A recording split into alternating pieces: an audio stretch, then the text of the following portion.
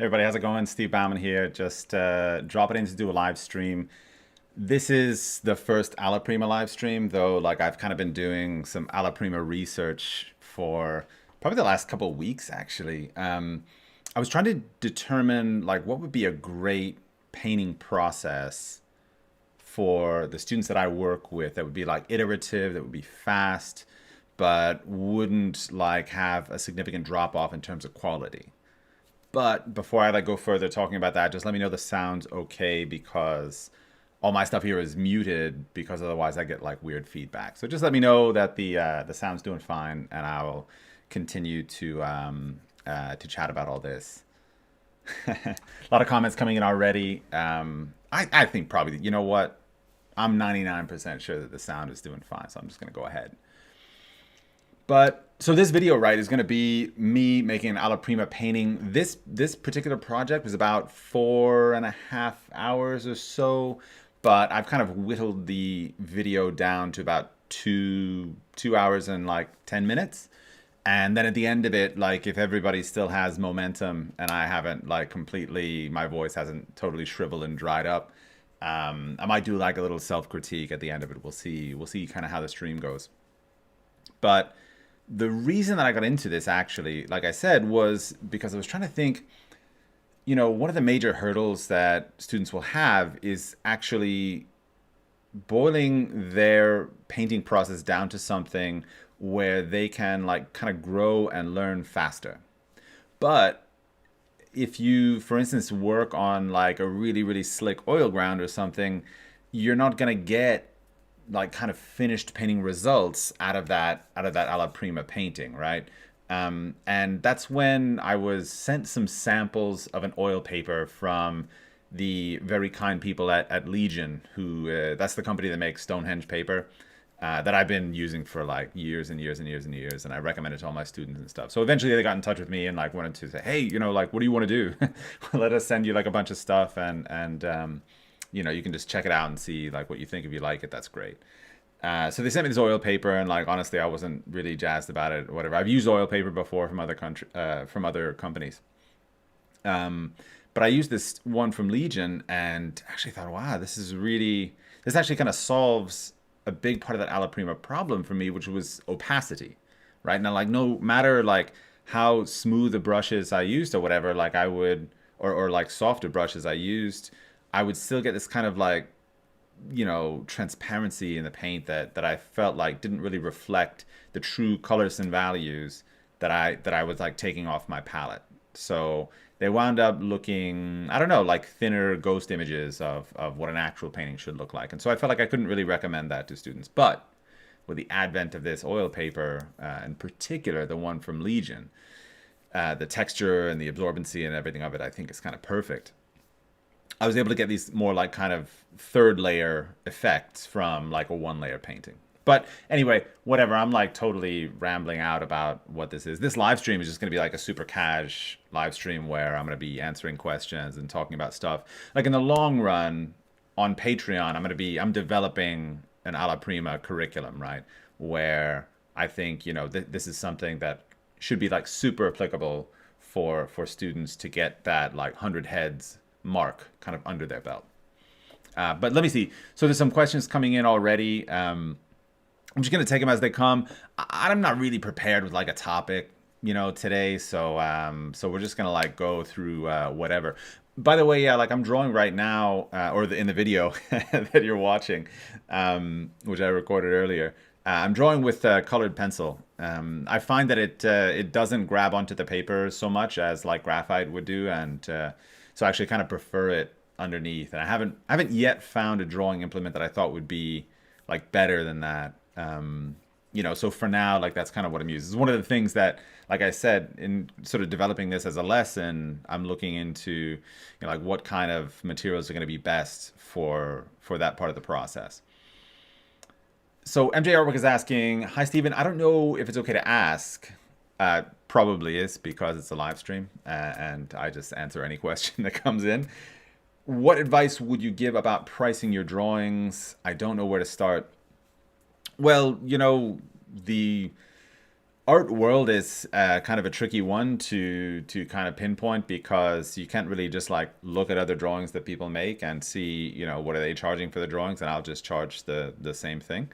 Not even like from a quality perspective, because really it's about demand. It's about, in a sense, like how people value your drawing.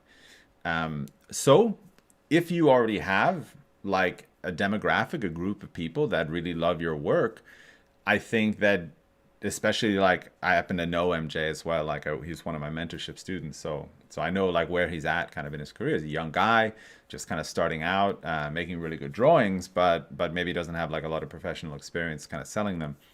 Uh, you can't, or you don't want to put yourself in a situation where you like price yourself out of like what people are interested in paying at that point. Like early on in my career, I just wanted to get stuff out of the studio, and more often than not, I found actually that I would favor like pricing based on what I thought the actual value was, not necessarily what I thought I could sell it for, and that was a problem a lot of times.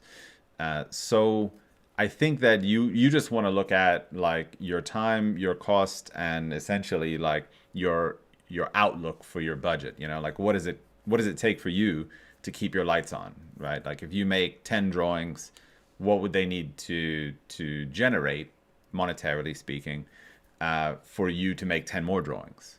I think, for the early student, like in their career, trying to get rid of work or trying to like advance themselves and sell their work, I think that's the consideration that I would take. It's just, how do you get to a place where it perpetuates, right?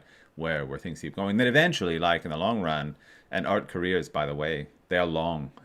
It's not like people that work jobs where it's like, oh, I work 2 years at this company and 2 years at that company. Like, you're an artist and you're going to be doing that for, probably your lifetime.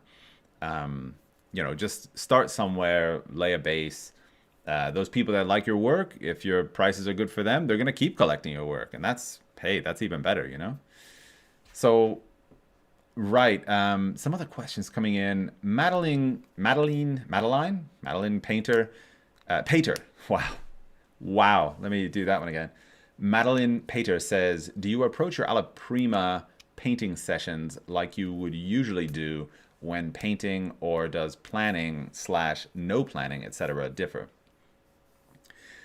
Because of the limited nature of the kind of commitment to an alla prima painting, which is to say, I'm going to spend probably 4.5 hours on the painting, which, by the way, and I'm trying to get that down. I would like to be, a 3 hour, like even sub 3 hour painting, but I'm not sure, like, depending upon the scale of the head, that's quite going to be possible. I think 3.5 is going to be, it's going to be like the benchmark for where this probably ends up. But because of that limited nature, I think, I do a little bit of preparation. I try to find a source photograph that I'm vibing with, and, I do whatever augmentations are necessary to that source image to try and kind of get it to a place from a color perspective, from a value perspective, from a shadow and light perspective that I feel comfortable with. Which can take, a half hour. Maybe it could take an hour, actually, just searching through my archives and going, I like this one, I don't like that one. But then after that, I kind of try to leave myself to kind of improvise a little bit, right? So I just want to kind of get that sense that, yeah, I've got a really good block. And usually the planning, really, like such as it is, actually happens in the drawing section. So I'll sort of block in the head, and I'll look for like kind of spatially on the canvas, like where I want it to be. Is it a head that's like looking right at me? Then I want like equal distances on either side. Do I want the model to appear like really, regal and like really, what's the word? Like proper? Then I'll place that kind of higher in the canvas, So there's a lot of different things you can do, like that you can evoke a little bit with your kind of positioning on the canvas, and that's what I try to figure out, like with that first kind of egg shape, that basically is me just finding the top and bottom of the model.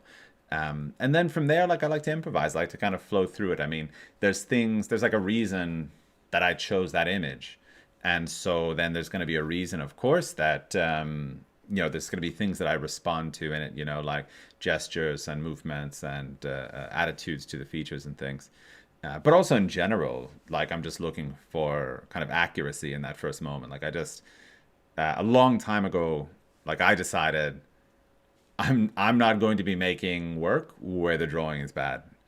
I did, like when I first got out of school, I was like trying to figure out like who am I as an artist? Like, am I, one of these like super impressionistic guys that's like just out there getting colors and values down and like just a forehead is a brushstroke kind of thing. And I went into that phase for a while, and I just in the end I felt a little bit unsatisfied, and tried on a lot of different hats, postgraduate, and like in the long run, the thing I determined was that my values, like my core, right, like where I'm at, what I center around, is design. Like that's what I really love and what I really kind of believe in, and what in other artworks that I appreciate, like the quality that is being evoked there is this sensitivity to design, and like really refined, beautiful design.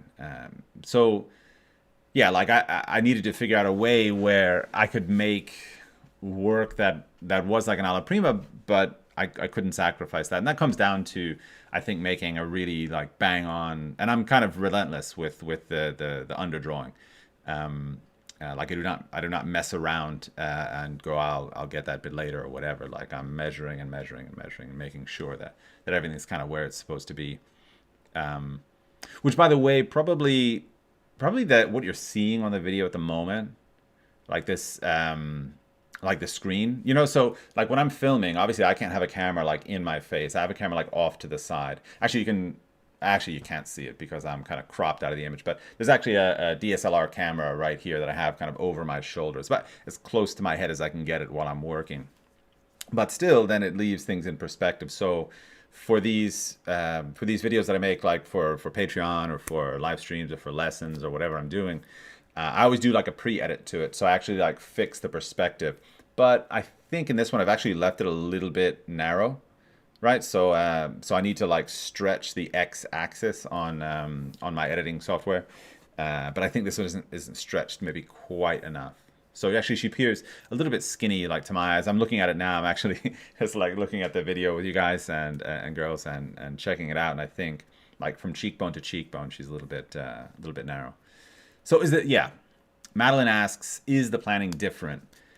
Yeah, I think it's different.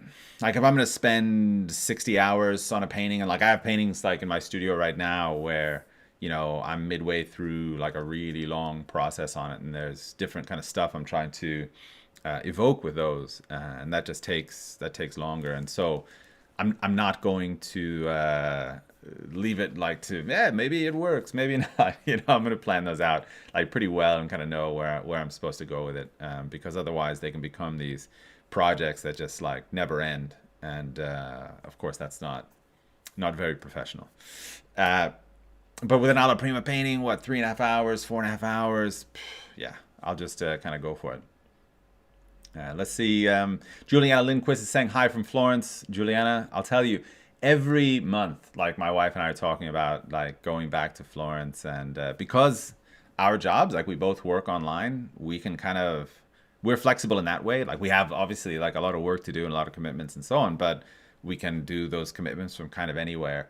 Like I completely am planning after my second vaccination shot to do like a month in Florence, to just go back there. And I mean, because we met there, of course, in 2004, the first day at the academy we met, and obviously we started dating there. We got engaged there. Later we were married in Sweden, but after we had moved from Florence. But there was a lot of like really amazing memories from those 6 years that we spent there, and I've always vowed like I'm gonna go back. And actually, this is the funny part. When I was a student, I cannot express to you how unbelievably poor I was as a student. I had this basement apartment that was like literally crumbling, like old Florentine like plaster basement walls just crumbling. And I paid about, I think about, at the time it was about €240 a month for this, and the only window in the room was probably about, maybe you can't tell the scale, but maybe it was like 2.5 of my heads wide.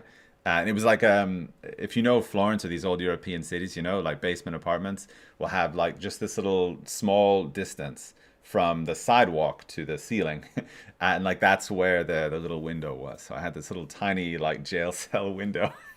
Like if you watch movies of like the Count of Monte Cristo or something, you know, and he's like in his jail cell looking up, you know, at the sun coming through his little jail cell window. Like that's kind of what it was like. Um, and so like I never really had the livelihood to experience maybe the nicer parts of Florence, which like every restaurant is a gem, you know, like every, yeah, there's so much that you can do there. And I always thought I wanted to go back, you know, now that I've made my profession in a much better way than certainly I had at the time. And just like experience some of the nicer parts of Florence. So that's like on the menu for sure. But all right, let's see. We've got people confirming the sound is good. That's awesome. We've got a lot of questions coming in as well. Let's see. By the way, if anybody right now who's subscribed to Patreon, you're going through the Patrick Burns tutorial, which I'm so pumped about. I'm really happy to get to release that. And actually, the second Patrick Burns tutorial is in the works right now. It's an oil painting, like an oil portrait painting tutorial. That's going to be coming out in several months. But anyway, like if you have questions about that, now's a great time to just chuck them into the comments, and I'll clarify anything that I can for you. For those of you who know Patrick's work and you haven't studied with him, this is a great opportunity. It's going to be on my Patreon page for only 2 months, right? So for let's see, August and September, I'm going to have that live to stream on my account. After that, it's going to go to places where it's not going to be subscription. It's going to go, like the price is going to go up because it's going to be like a lifetime purchase kind of situation. So now's the time to like get in when you can and kind of get that lesson. Let's see. Angel says, I always forget your palette and can't find it on your Patreon page. Oddly enough, did you mention that I just made an Instagram post that is a synopsis, like a 15-second synopsis of what my palette is, right? And for this painting, once the drawing's finished up, which I think the drawing takes me about like 35 minutes. So if everybody gets like super bored, I can go through that. But I'm gonna set up the palette on here, and I'll talk about the palette that I choose once I set up the paint. That's gonna be about 10 minutes, so kind of stay tuned. Let's see. Caesart20 is saying, I became a member on Patreon yesterday and it's amazing. Thank you so much. You know, the cool thing, by the way, like this is, obviously, I run that Patreon page and I feel very proud of it because I've worked really, really hard over the last 3.5 years to put everything into it that I can. But one of the things that makes me really like happy to say about it is that, like, for people who find out about it, it's not really a value proposition question. Like there isn't a place on the internet that you're going to spend $10 and get more content and more like professionally made content and more focused content for what you're trying to learn. So I would just feel like it's like if people just hear about it, like that's all I need to do is just let them know. Anyway, whatever. I'm just bragging, so I'm going to stop. Let's see. Let's see questions. Madeline Painter says, yeah, Madeline's giving you the actually in the comment section here in the chat. She's put my palette in there. The yellow brown. I'll talk about it later. I'm going to talk about the palette later. I don't want to like spoil it. Nicholas Lance is saying, when you paint on paper, do you prime the surface? Now, some of you know, like if you've been following my work for a while, then you know that I. Oh, actually, we're getting to the palette right here. So. Let me just put a hold on that one, and I'll get to kind of talking about my palette. I'm going to zoom forward a tiny bit in the video. Here we go. All right. So I should be starting to paint pretty soon. But the palette that I'm using here is titanium white. This is important. I always use lead white. Here I'm using titanium white. The reason being, right, is that especially the way the oil paper works is that it's really, really absorbent. So like whatever you lay in, it's actually hard to kind of like key up from that. And if you know like lead white and titanium white, lead white is a really kind of like low tinting white, meaning that if you added 50% lead white to a 50% ivory black mixture, you would get like a dark gray. if you added 50% titanium white to a 50% ivory black mixture, you get a much higher key gray, right? So the titanium white tints like way stronger than what the lead white does. And so for Alla Prima painting, actually, I like to use a titanium white. There's a world, quite honestly, where maybe it's even interesting to have both of those on the palette, but we're not there yet. Sorry, guys, hold on. What I wanted to say also about the palette was that I'm using yellow-brown. That's the next color over from white, and that is a very specific yellow that Old Holland is the only company that makes it. It is a transparent color, and it kind of doubles as like a yellow ochre.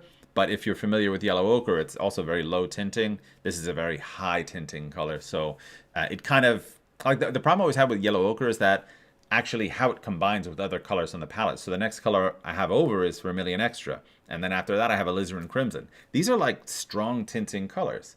And usually yellow ochre is like super low tinting. So you'd wind up having to take like gobs of yellow ochre and mix it with your alizarin just to get like an evenly kind of matched mixture. So for that reason, I chose like a higher tinting yellow so that it would kind of match up with the rest of my palette. Which, by the way, you folks out there like choosing your palettes and trying to figure stuff out, you know, you do need to consider color harmonies. You do need to consider like also tinting strength as a part of like how to select your palette. You know, it's not... can't just mash a whole bunch of colors on there and expect them to all like perform really, really great. Then it's Vermilion Extra, which is not, of course, a genuine vermilion, but that's mostly because I don't like mercury. And then there's an Alizarin Crimson. Then I have a raw umber. This is a raw umber from a Swedish company called Becker's. Then there's Cobalt Blue, which is, of course, Cobalt Blue is like ridiculously expensive. That's probably the priciest thing on the palette. That and the Vermilion Extra are both like really expensive. And then you also have Ivory Black at the end. It's just an all-purpose, get the job done, black pigment. Nothing super special about it, but that it gets really, really dark, and I like that. Let's see here. So Nicholas Lance was asking, when you paint on paper, do you prime the surface? And the answer to that is two answers. When I'm painting on like Stonehenge paper, which is like my normal drawing paper, and some of you have seen like live streams where I've, you know, like primed a paper with PVA to paint on it. That's when it's just a regular, you know, drawing paper that has no specific purpose for painting. So then you need to actually seal that paper because it could be damaged by the acids in the linseed oil and in the whatever oils are in the paint. So in that case, yes, I prime it with polyvinyl acetate glue. And for this paper, though, for this paper from Legion, which I'm not actually even sure, it's not yet available to the public. In September, I think they're gonna start selling it. These are just sample sheets that they sent me to kind of take for a test drive and see like what we think of them. And I love them. Actually, I really, really do. They solve a really big problem for me. But these are like impregnated with a kind of sealant, which I imagine is probably some formula of PVA, polyvinyl acetate glue, that is like saturated throughout the paper, meaning that it's already prepared. So all I have to do is actually just paint on it. Yeah. Dystopia Project is asking, hi Stephen, I'm a digital artist getting into oils. I would like to ask you, for a modern realism portrait painter, would you recommend more Alla Prima or indirect painting? Hey man, they're all really cool. Let's demystify a little bit for a second. Why are all painting teachers really gung-ho about Alla Prima? It's not because it's the awesomest way to paint or the coolest way to paint, or we all have to aspire to be Alla Prima painters. I think you can synopsize this in a story that I tell all the time. So everybody, please tune me out if you've heard me tell the story like a dozen times. But there's a story about this pottery instructor, and they're in a class, and they tell one half of their class, I want you to take the whole term, and I want you to theorize the perfect pot and then make it. The other side of the class, I want you to make 100 pots, and that's it. That's all you have to do. I want 100 of them. I don't care if you do one a day for 100 days or whatever it is, but at the end, I need you to do 100 pots. The story goes, right, and this is all hypothetical, but it's here to teach us a lesson, so we just take it for what it is. At the end of that term or whatever, right, all of the best pots came from the 100 pot group, right? Not from the people that were theorizing, sitting there meditating and thinking about, how to produce the perfect pot. Now, this is not like a perfect dichotomy between indirect and direct painting. It's just that Alla Prima painting allows you to be iterative. Iterative means you can just do it a lot. And when you're working like early in your career as a student, you got a lot of mistakes to like get out of you, right? And a lot of mistakes to kind of learn from. So I would say that for the beginning student, Alla Prima is actually the best because it allows you to like fail forward faster. In fact, this is something that right now is super active. If you think about the world of image production, like why are digital painters so much more advanced in terms of like composition? And I mean that's my opinion to say. If you think differently, that's great and that's fine. But it's a long conversation to have that disagreement. It's because they're able to make many studies, because the technology they're using, right, the medium they're using is suited to doing that, right? So they're able to fail forward faster, learn more from those failures, and then perfect their craft, right? So that's why I like Alla Prima painting. That's why I think it's good for students. It's not because I think we all need to, put on our John Singer Sargent masks and like pretend that's what we're going to do forever. No.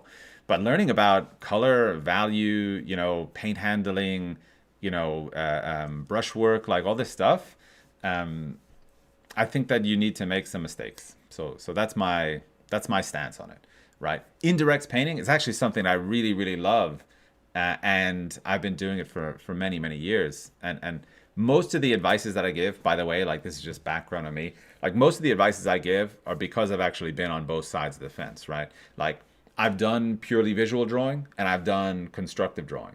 And that's why when I tell people like which one do you prefer, like I think a synthesis of those is absolutely the best. I've done Alla Prima painting, I've done indirect painting. I've been doing this for like 20 years now. And I can say that my indirect painting was never so good as actually when I finally understood hue value chroma really well, which is a relationship I think that it's grasped really well through Alla Prima painting, through making a lot of paintings. Anyway, on to the next question. A lot of hellos. Hello from Virginia and hello from India. Hello, guys and girls. Thomas Dew says, I want to study classical realism. Should I study in the Atelier tier? Well, hey, so classical realism, right, is this basically, it's the collective name that we're using for realism today that maybe has its roots in the 17th, 18th, and 19th century. It's not like a perfect name for what it is, but it's the name that we got, so we're just kind of going with it. So when Thomas is asking about classical realism, that's kind of the genre that we're talking about. Should he study at the Atelier tier? Yeah, so I mean, I studied at a school for whom classical realism, if not the place that coined it, was certainly the school where that is the prevailing sentiment or the prevailing kind of philosophy, aesthetic approach is related to that.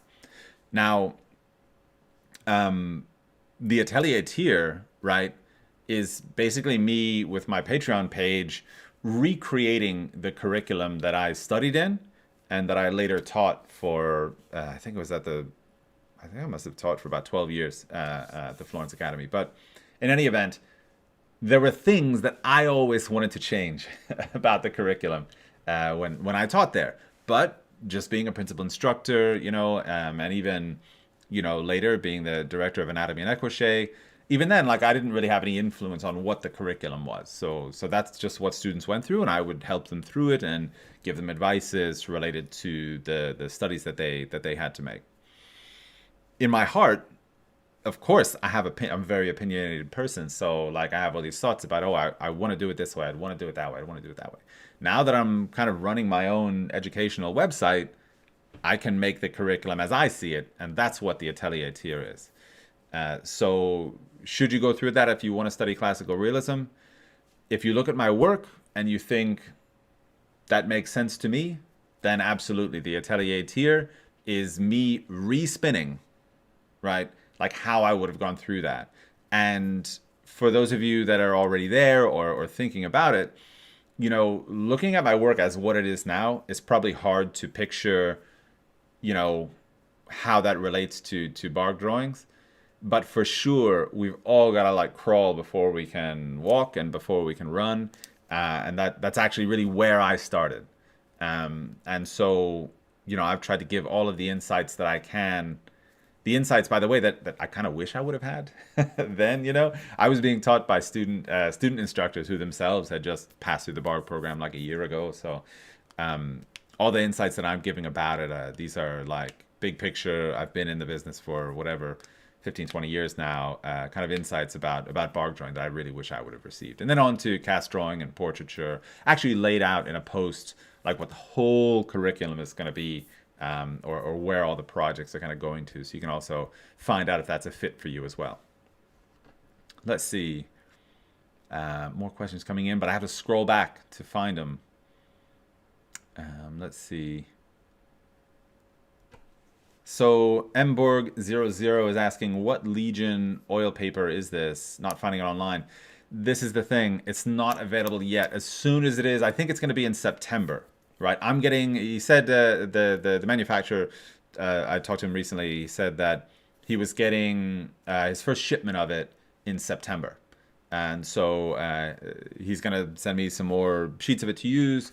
But I think that's the earliest that they'll be able to actually make it available. So wait until September. JD Anarchy says, I've been working on drawing an orange and I just can't get my values right in color. I've drawn it in graphite first. Is there any quick tips or tricks to get brighter values to pop? If you're having a difficulty with luminosity, excuse me. If you're having a difficulty with luminosity, 100% you have a difficulty with values. So if something needs to become more luminous, the easy answer is you need to make the rest of the stuff in the picture darker. Now, darker when you're painting is actually going to mean that you have more saturated colors, which are more difficult to kind of create a balance and harmony with. And I think this is actually what's behind probably a lot of people's difficulty with dealing with more, what's the word? Like more saturated values, so, or more saturated colors. So what they wind up doing is actually painting them too light, and that disrupts the light effect. Now, an orange is like the perfect storm for a problem, right? Because it is a sphere, which is going to have some very light planes. Those light planes need to be very, very bright. But what happens when you add colored pigments to white, which is your brightest value, it darkens that. Right, so you're having this difficulty of getting your brightest areas high key in value enough and keeping them colorful. I would say that, yeah, you just need to drop a lot of other values down to be quite a bit darker, and then you'll be able to, hopefully, if you have the right palette, you'll be able to achieve the right amount of chroma in that situation. I would say probably if you're painting an orange, you're going to have to get into some cadmium lemon yellow, probably some cadmium red, maybe cadmium lemon yellow, and the palette that I'm using here could probably get you maybe close to where you had to go. Let's see. Seahosh is asking, currently I'm struggling with a drawing with graphite and white chalk. Just wondering how far a drawing should be done for the Alla Prima painting. Yeah, I mean, I think if you look maybe 10 minutes back on this, I think that's probably about where you want to be. I wouldn't leave any kind of loose ends. I wouldn't leave anything for like, oh, I'm going to figure that out later. Because generally what that means is that you're not totally like prepared to make the design for the painting. And there's going to be things like that's going to come back later, right? At some point, you know, not doing something isn't going to save the time because that time is going to reappear at another moment of the painting. You're going to have to redesign it there anyway. So I think you push it, you know, quite far eventually. And this is the other cool thing I mentioned earlier, right? What's great about Alla Prima? Why do it? Because it's iterative, because you can do many, many, many of them in a relatively short period of time. That lets you have the experience to really answer that question. Like, how far do you need to push a drawing, right? I know how far I need to push a drawing because I have some sense of the predestination of like where that painting's supposed to be. You need to accumulate that experience to get to a place where you can have a meaningful answer to that question for you. Let's see. Chantal Graveline, that's a name that I'm going to butcher. Yeah, maybe you can spell it out phonetically for me in the chat.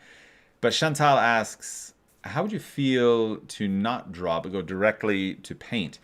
Still with design and structure, but go to masses quickly. I understand the never-ending projects. LOL. Yeah, Chantal's someone who's studied at a lot of different places, and in particular come from the Angel Academy lineage, where you have, hundreds of hours spent on projects, hundreds and hundreds of hours spent on projects, which is essentially like theorizing the perfect pot and then making it, right? But how would I feel about doing that? I did that actually for a long time. Like I said, when I first graduated, and for those of you who you kind of listened to me for a long time, you know that the school where I studied was really stringent and really kind of strict about procedures and things and progressing through projects. So when I graduated, it was like, wow, the shackles are off. Like I get to do whatever. So I kind of went crazy, and yeah, there was a lot of just going straight in with paint and sketching and churning as much as I could.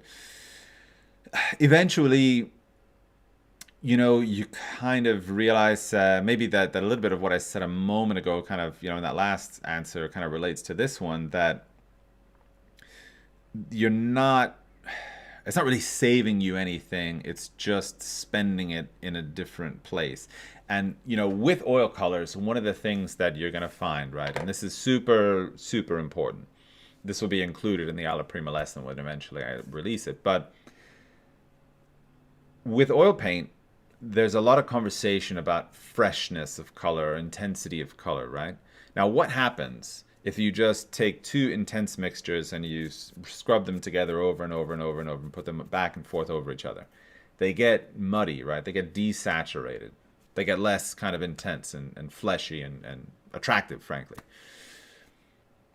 This is going to happen when you block in directly in oil paint if you're not totally confident with your drawing. For me, I just felt like I'd rather get the right or closer to the right color in the right value in the right place sooner rather than having to kind of push back and forth. Another thing that you're going to find is also if you work on this oil paper, the initial blocking is actually the part that takes a lot of getting used to. Because the surface is really, really absorbent, it doesn't spread, the paint so easily as you would with a traditional oil ground, right? It's really, really grabby. And what you don't see here, the only thing you don't see here in this video is my medium cup, which normally, I take a couple drops out of, during the process of a block-in. I'm using, 4 to 5 times as much linseed oil just to get the paint to spread a little bit easier, in this early kind of portion of the painting. So, yeah, for me, I just found, especially with oil paper, pushing back and forth. If for instance, the really dark values around the jaw here, if those are in the wrong place and I'm pushing the light out of that, or I'm pushing those back in, from an edge perspective, it's gonna wind up with muddy colors, and that's something that just doesn't work for Alla Prima. Let's see. Juliana Lindquist is saying that she loves those Patrick Burns videos. Limo is asking, hey Stephen, can you please tell us about your watercolor or gouache technique? I'm completely self-taught when it comes to watercolor and gouache. I don't have, I never took any lessons. I barely have any concept of the foundation of it. I know vaguely that it's supposed to be transparent, that your whites will come from the paper. If you're painting with watercolor, gouache, of course, is a little bit different, but I'm a complete dilettante in the world of watercolor and gouache. It's why I've never agreed to do any workshop about it, any teaching about it. I don't have that kind of foundation. At best, I could just tell people what I do with it. And of course that's going to be of some relative merit, but my feeling about teaching is, I think probably since I've done it professionally for so long, is a little bit more that you need to or it's important to be able to kind of point to precedent, right? You want to give your students ideas, concepts, philosophies that are established truths, rather than something like that's just really idiosyncratic, like, oh, it's cool when you do this, or it's cool when you do that. You want to give people the greatest opportunity to succeed in the greatest, possible, what's the word, like with the most amount of variables to it, right? Like, I don't want to give advice that is only situationally true, if possible. I'd like to give advices that are a little bit more thought out, time tested, etc. And I just don't have that background for watercolor, for instance. Juliana Lindquist is asking about Vermilion Extra. Is that Old Holland? That is an Old Holland color, which it's not a genuine vermilion, right? It's a hue. So essentially, like, it's a mixture of other pigments that are meant to kind of replace vermilion, which again, genuine vermilion is really attractive. It's really pretty and so on, but it's like mercury, and I don't need to deal with that, right? Like, super toxic stuff. M. Collins says, a little late. Did Stephen explain why cobalt over ultramarine? Pause there. Wait a minute. I didn't get a glass of water here with me, which is a massive foul up on my part. I'm going to run to the kitchen, grab a glass of water, and come back, and then I'm going to answer that question.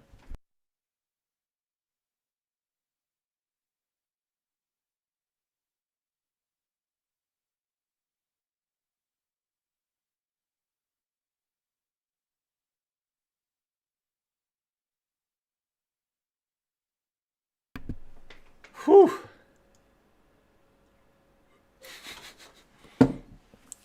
Total rookie move, right? Forgetting the glass of water. So wait a minute. What was the question I was gonna answer? Was it about vermilion? Was it something about genuine vermilion? Oh yeah, no, it's cobalt over ultramarine. Why cobalt over ultramarine? Um, the same question could be asked of why vermilion over alizarin crimson. Why have two reds on your palette? Beyond the fact that cobalt and ultramarine are a little bit different from a hue perspective. Cobalt's a little bit more of like a primary blue, whereas ultramarine is a little bit closer to like a blue violet, right? The reason that I choose like different blues or two different blues, for instance, would be how they relate to value. Now, imagine just looking at the palette for a second, right? And look at the two reds that I have. I have alizarin crimson and I have vermilion. If you look at those two, what is the value difference in between them, right? The alizarin crimson is significantly darker than what the vermilion is. So if I'm trying to make one of these shadow mixtures just to the right of the model's jaw, like in this painting, I'm not really going to choose as much vermilion for that because I need it to stay dark, and adding vermilion is going to lighten up that mixture. Cobalt and ultramarine are essentially going to do the same kind of thing, right? Where a cobalt, if that goes into a black, it's kind of semi-opaque and it will lighten it up. And so if I wanted to get a deep, deep, deep cool temperature, I would use ultramarine to do that. In addition, with blues, there's a little bit of a personality. Like I said, cobalt's a little bit more of a primary blue. Ultramarine's a little bit more of a blue-violet. So that's among the reasons that I choose cobalt. In addition to that, if you've ever used like a genuine cobalt, you understand that it is an incredibly fast dryer. Like this little blob of paint there, at the end of my painting day after 4.5 hours, forms a skin over it. Like, that's how fast it starts drying. And so for that reason, like, I think it's actually a really solid and kind of good pigment to have in your palette. Costs money, but everything in oil painting costs a bit. Let's see. A lot of questions coming in. Charlie Loeffler asks, they sell that, or says they sell that brand at Blick in the US. I'm not sure what he's referring to there. JD Anarchy says, wait a minute, whoa. Can you explain color harmony a little bit more in depth? Color harmony in general, right? We're talking about, like, it's just colors that kind of look nice together. Color harmony actually is probably best understood through the prism of value.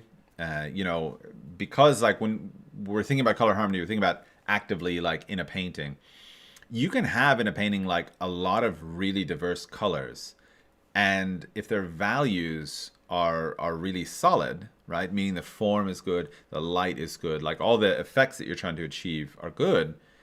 In general, you can put just about like any color in there you want to. I mean, just look at what is the guy that really famous painter that started studio in Caminati? I can't remember his name for some reason.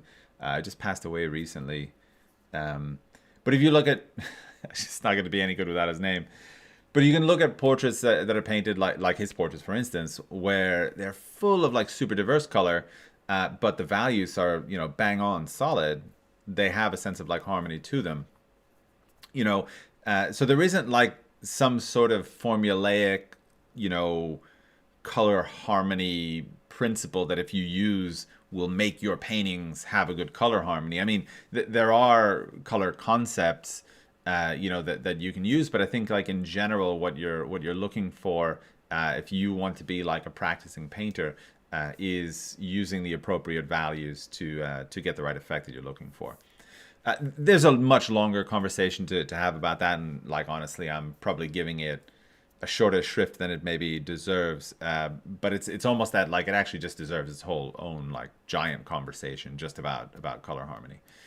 But by the way, like you notice, we just zoomed forward quite a bit in the painting, and I've just basically gotten the whole face kind of laid in, right? And in general, I think like a lot of the values you're gonna see here are pretty kind of close together, meaning the shadows are quite light and the lights are quite dark. This is just an effect of like blocking in on this oil paper and also blocking in on like a white oil paper. You need to kind of like lay a base and then you can kind of expand outward from there. So I'm painting this very much in the middle, and then the lights are going to come and the darks are going to come like a little bit later. But it's just a part of this process of like kind of getting yourself kind of blocked in properly on this paper, which there's still obviously a ways to go. Like I need to get the rest of the stuff in, but you can also see where like I'm benefiting from having the underdrawing. Like I don't have this big squidgy mess like full of asymmetrical features and like proportions that don't add up. Like she's pretty well solved from that perspective. It's just a matter of now getting all the colors and values to align and associate, and the form to work maybe in the way that it's supposed to, which, you know, believe me, that's like more than enough work to have to deal with. So Sabrina Omar is saying, where can I buy a vertical palette, a vertical wood palette? It's not so much like where you can buy a vertical one, but it's more about like where you can buy one. This is from, I think, is it New Wave Art or New Wave Palette Company? It's New Wave something anyway. Like if you look up New Wave wooden palette, like that's what you're gonna find. This is actually like an arrangement that I made. It's kind of my desktop easel, so it's something I just built myself, and then I can kind of clamp whatever onto it that I want. There's actually on my Discord server, if you're Sabrina, if you're a Patreon subscriber already, or even if you're actually not, you can get onto my Discord server, and somewhere in the materials section, I made a post about actually what my studio setup is. So basically you just want to get a nice palette, and then like arrange a nice way to kind of like hook it up to something, usually to a drawing board or to something you've kind of constructed yourself. There's a lot of ways you can get your palette vertical, but that's what I'm doing here. It's really like super simple, uncomplicated. Let's see. Ricardo Hintz is saying, hey Stephen, how do you minimize the reflection from the graphite? Is this something that can be avoided? Thank you. No, I mean, so what's happening when you're getting shiny graphite is, you know, graphite is a metal ore, right? And what happens when you rub, you know, a metal ore? You know, it's just like, you know, when people burnish gold leaf, it gets shinier. So if you're taking your pencil and you're rubbing it and rubbing and rubbing and pressurized, rubbing it like over and over again, especially in the darks where it's really saturated, you're going to get that kind of burnished looking shininess. The only things you can really do to mitigate that are to, one, use very sharp pencils all the time, right? And keep them perpendicular to the paper as much as possible when you're really getting in those dark areas.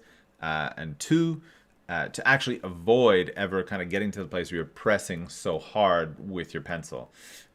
You want to just rely on the softness of the lead to kind of give you the darkness that it's capable of getting to without kind of pressing it into the paper too much. That also is going to limit a little bit probably how dark you can actually get. Most of my drawings, and again, everybody that studies with me knows this, automatically because I say it constantly. But it's really more about unity in my work than it is about darkness. So if I can make a really, really super unified value 7, I can get it to probably look like a value 9, just by virtue of the evenness of that tone, removing the holes in that value application. Yeah, Fesh Gogolulu is saying it's pre-recorded. Yeah, no, this is like a pre-recorded one. For a while I was doing live streams, and I was just like working while I was talking and stuff, and I just found like, one, it was a little bit unsatisfying, I feel like, for students sometimes, because when I'm talking and working, it's like 5 times slower than how I'm working like on my own. And then also, like, I'm not like doing all the stuff that I would normally do. I'm not like taking my measurements. I'm not stepping back and observing, because you're like in this live stream, you got to be like talking and doing all in the same time. So I'd come to like a place, an okay place maybe, but I thought it was a little bit less interesting. So I started pre-recording some videos, and then deciding I'll do a live stream that way, because you get the payoff of like seeing a good project kind of go through its paces. Which also can be done in like a much shorter time, and I can like properly, get into and like unpack questions, that I think are kind of significant to kind of chat in a more in-depth way about. Joseph Buckley is asking, wait a minute, I just lost this question here. Hang on a second. Joseph Buckley is asking, what is the most common way you sell your art, and how do you decide the price? I've said this before. I've said this a bunch of times. If you start from the premise of like selling art, I think it's probably really hard, because it has a kind of a nebulous value to it, right? Like if I just walked up to somebody I never met before and said, "Hey, look at this thing on this piece of paper. You should buy this," right? It's really about people knowing about like the story of your artwork, right? That in a sense makes it valuable. That if you don't know anything about portrait painting, and you see like one of my portrait paintings, you go, "Oh, it probably looks pretty cool," right? But you don't know like it takes people 20 years to like get to that place, to be able to like execute and do that thing, right? You don't know all like the stuff that's at play. You don't know the themes of it. Like there's so much that just background or groundwork that people need to understand like why the work is so cool and why it's so valuable, right? Otherwise, it's just another glass of wine to somebody who knows nothing about tasting wine, right? So really, it's about like storytelling, and that means that you need to spend time with people. You need to cultivate a relationship with people and an audience, and let them into your studio. Let them know what you're about. Tell them about your values, your beliefs, what makes your art what it is, the decisions you make, like what goes into them, and at that point, I think that you have people that are appreciating, and then there'll be a segment of those people who will appreciate so much that they'll want to own it and collect it and have it in their home, just like I do. I have paintings in my house because I know the value and the merit of that work, and I'm always looking out there for great drawings and great paintings to kind of bring into my house, because it's just such an enriching kind of experience to build up a collection in that way of work that you truly understand, you know the merit of, right? So the most common way that I sell my work is really just to the audience that I've cultivated. I did a studio sale not too long ago on Patreon, and I intended to make it a studio sale, like I have an Instagram following and so on. So I thought, well, I'll open the studio doors and see, if everybody wants to take stuff home. Probably 90% of it didn't get past Patreon, which was amazing, incredible, absolutely incredible support.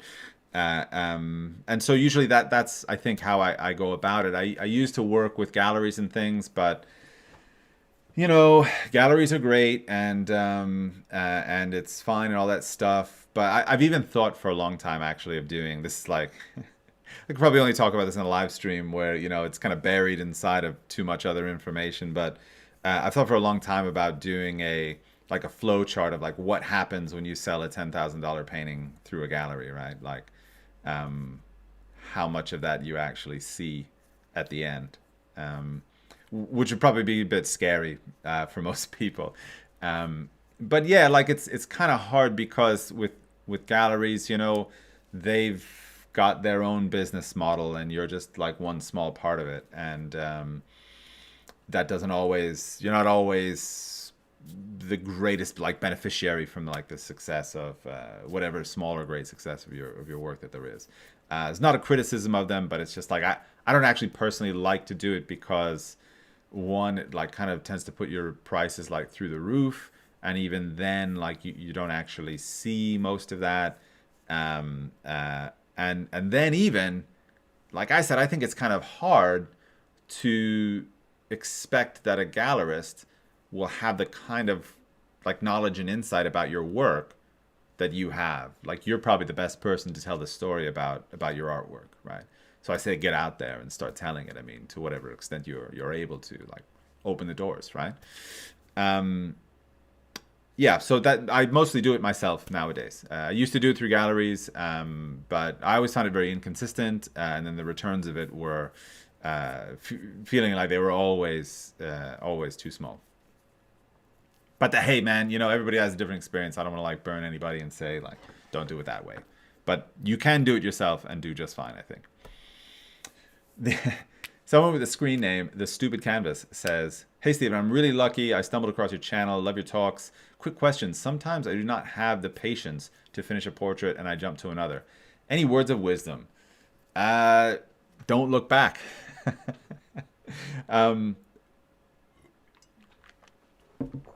yeah, this is, you know, I talk a lot about how I feel like our attention span, obviously, maybe is the easiest way to put it, but our attention span is finite.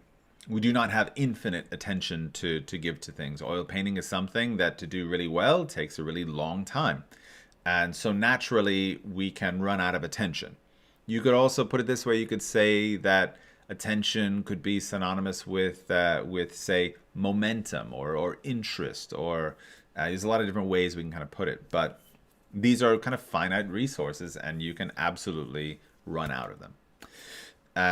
So when you're kind of moving on to that other piece, really what that probably means is you've run out of momentum on the previous one. So either A, you need to find projects where you have a greater level of interest. Like for me, when I'm like planning out, I was talking earlier about like planning out paintings and stuff.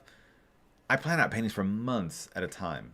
I chuck out dozens of drafts because I just feel like, oh, I'm not really, I don't have the juice. I don't have like the momentum with that particular image to like push it as far as I know that I'm going to need to do. And that to me, that's not a match. Like I don't want to invest my time in that idea because either A, it's not a painting I connect with enough, and so maybe other people won't connect with it, or B, I'm going to be in the situation that you're talking about where I'm going to run out of enthusiasm or momentum. My gaze is going to drift to another project, and I'm going to leave that one behind. It's going to be this lost soldier, right, that I just invested like 60 hours in. So I would say that what you probably have to do is either vet your images, you know, develop them more, right? Search for that one that really hits you, and then hopefully you have the momentum to carry it through. Or B, you know, just try to take on like a different kind of project. You know, I mean, this is an Alla Prima painting. Like I said, it takes me about 4.5 hours with the underdrawing. And, you know, if you have that level of enthusiasm, you know, crack that nut. Like try to get to the place where your paintings are 4.5 hours. Let's see. Full Stack Creator says, "Hey Steven, you aren't coloring in the exact same colors as in the reference. How exactly are you choosing your colors?"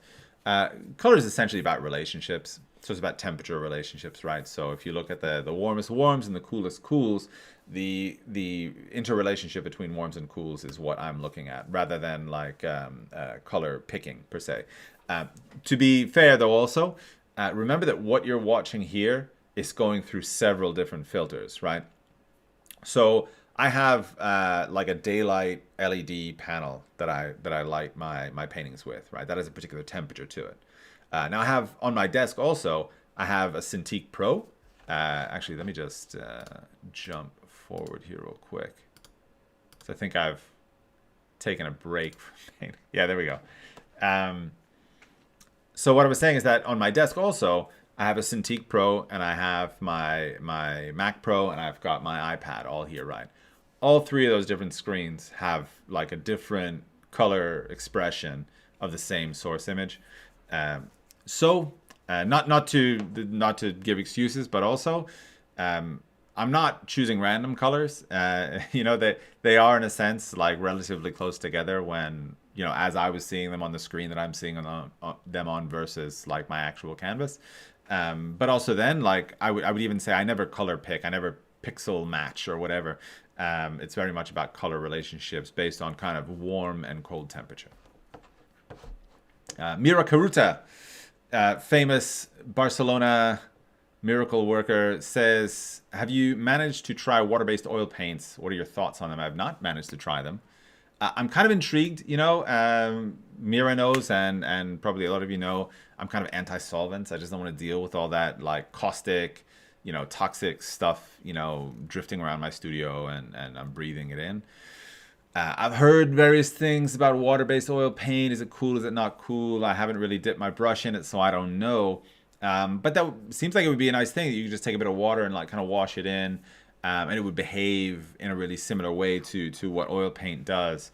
I don't really have any specific reason that I haven't done it yet. I guess I just haven't bought some water-based oil paint. So when I do try that, I'll let you know. Because, I mean, it would be nice actually to be able to brush something on and have that medium that made it so washy evaporate. Like that's crucial. That's like the cool thing about using solvent, right? It's not, I don't know, it's not any other effect, but it's that you get to wash something on and then the washy part of it evaporates and you're left with like the kind of, you know, viscous oil paint like left on the surface. It's fantastic. It's great. It's a great effect. But if water can in some way like slightly reproduce that effect, then I'd be really, really into it, of course. Let's see.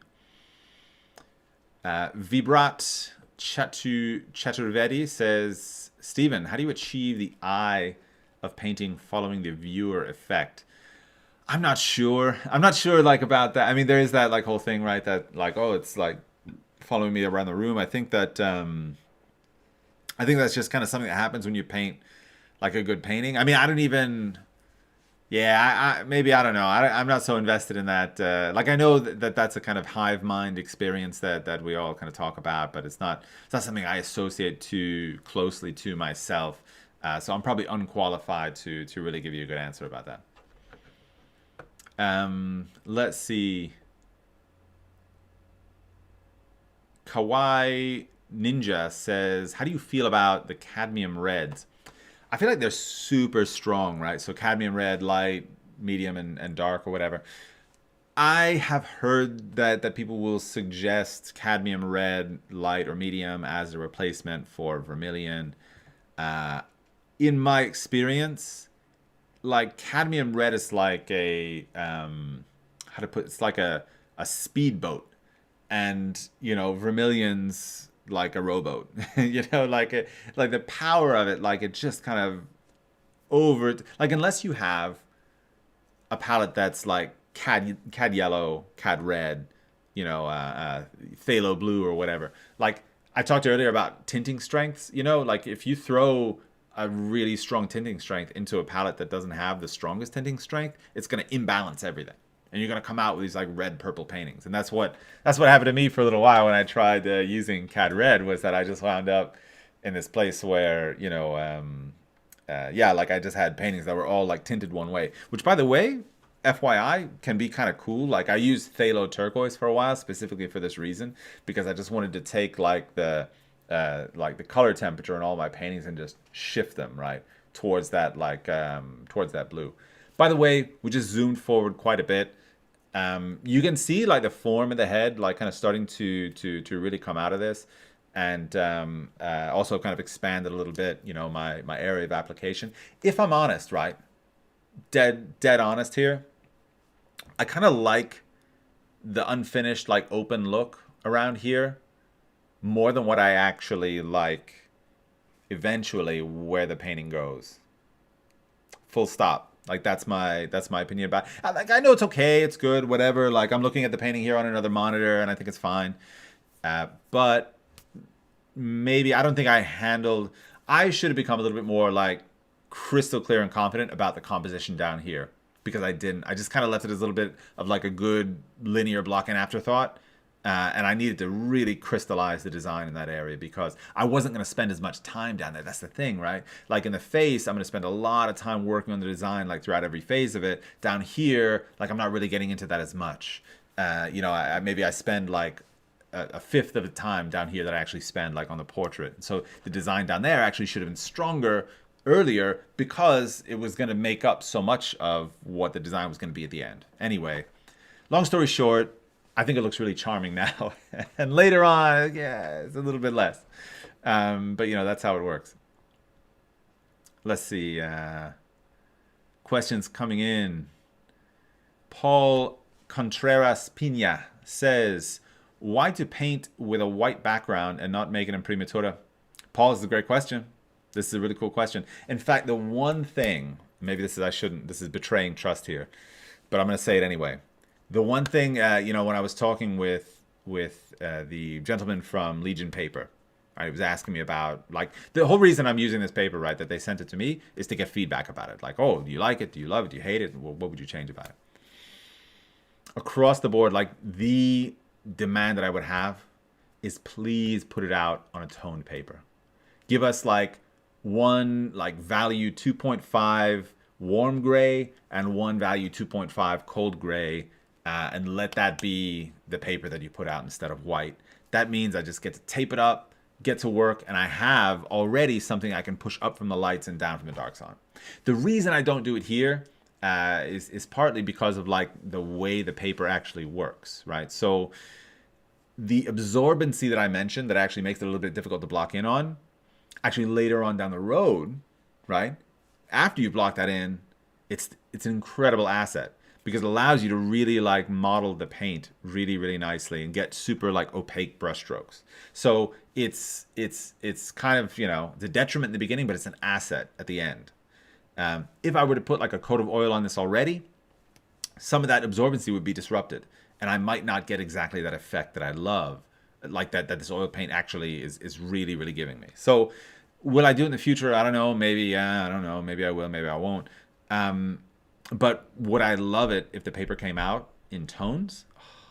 Yeah, I would really, really love that. That would be a massive step forward for certainly painters that wanted to use this material.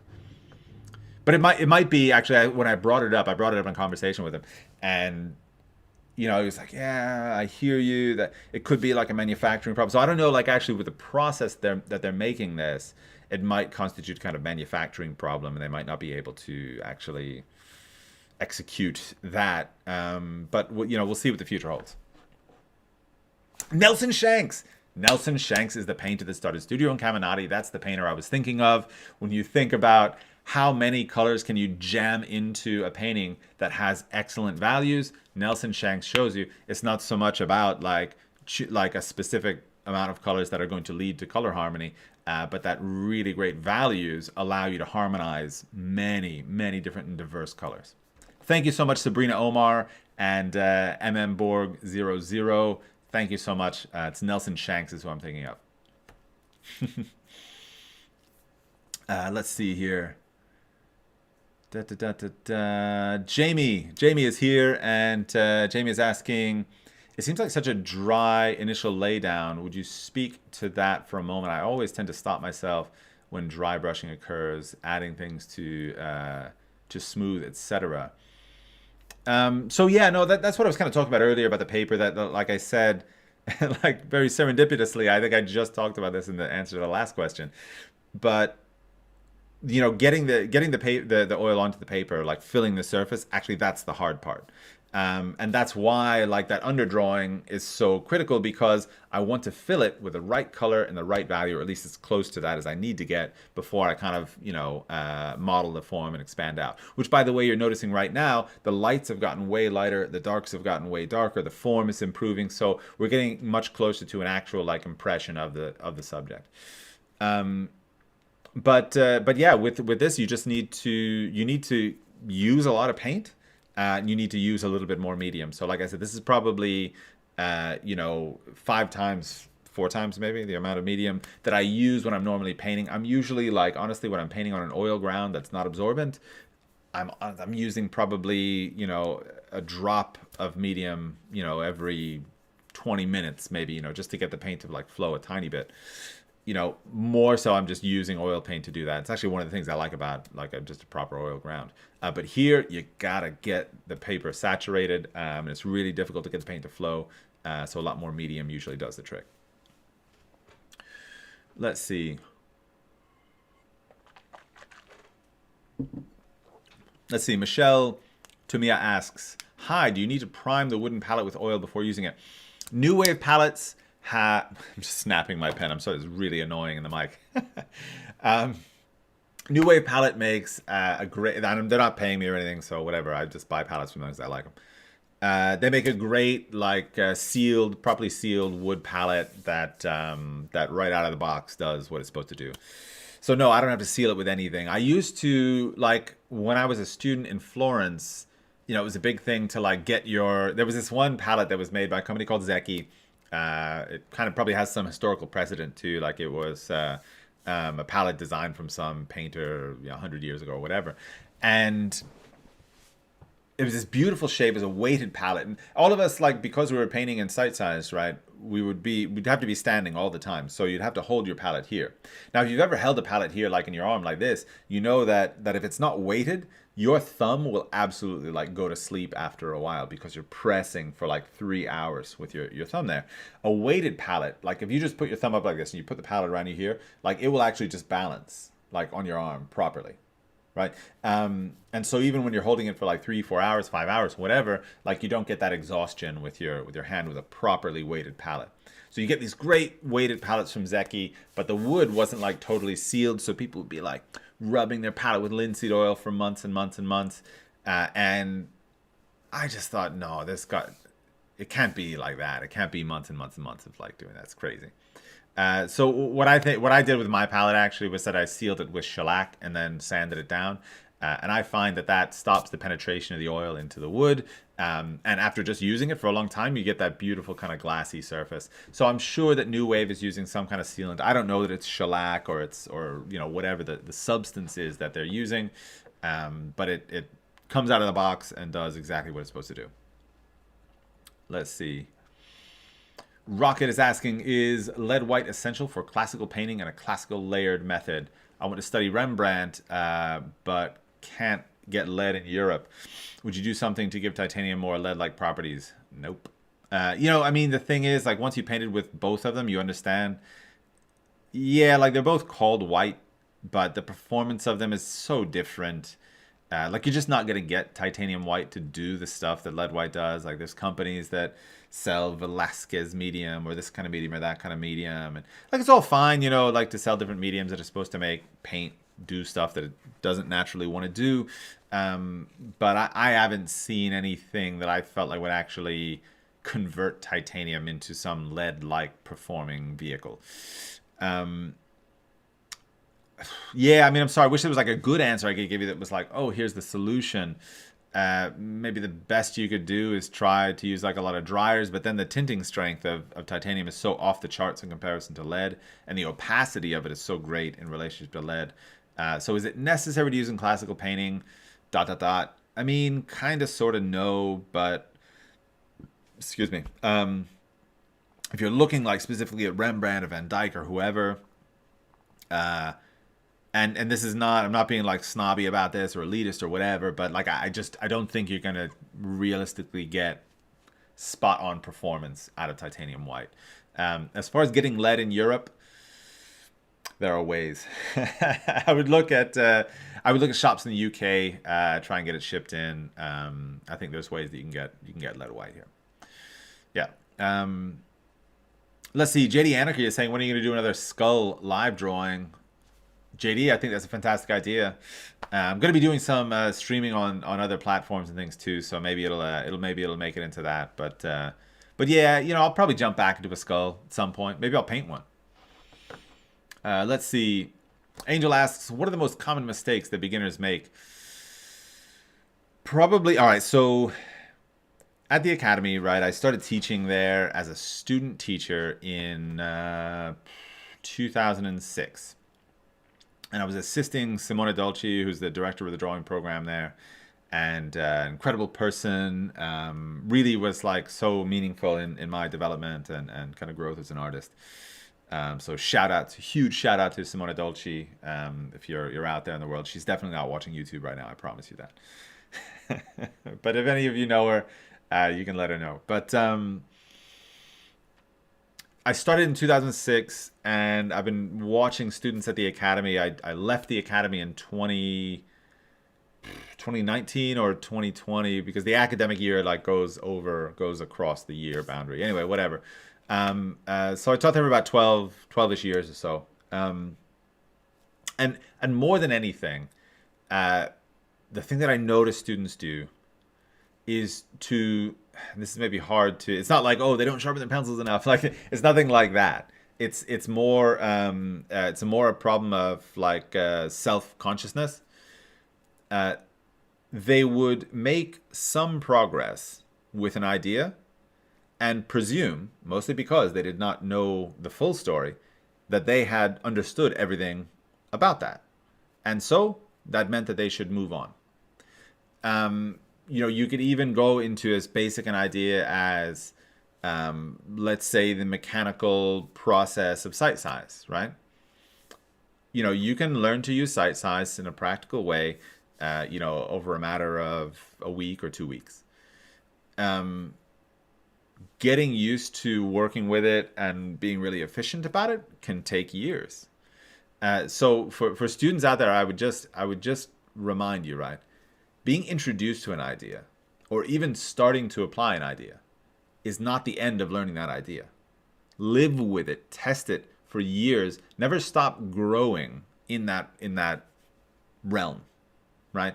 I mean, I used to say that there's probably 7 or 8 things that you learn at the atelier, but you learn them over a course of 3 or 4 years.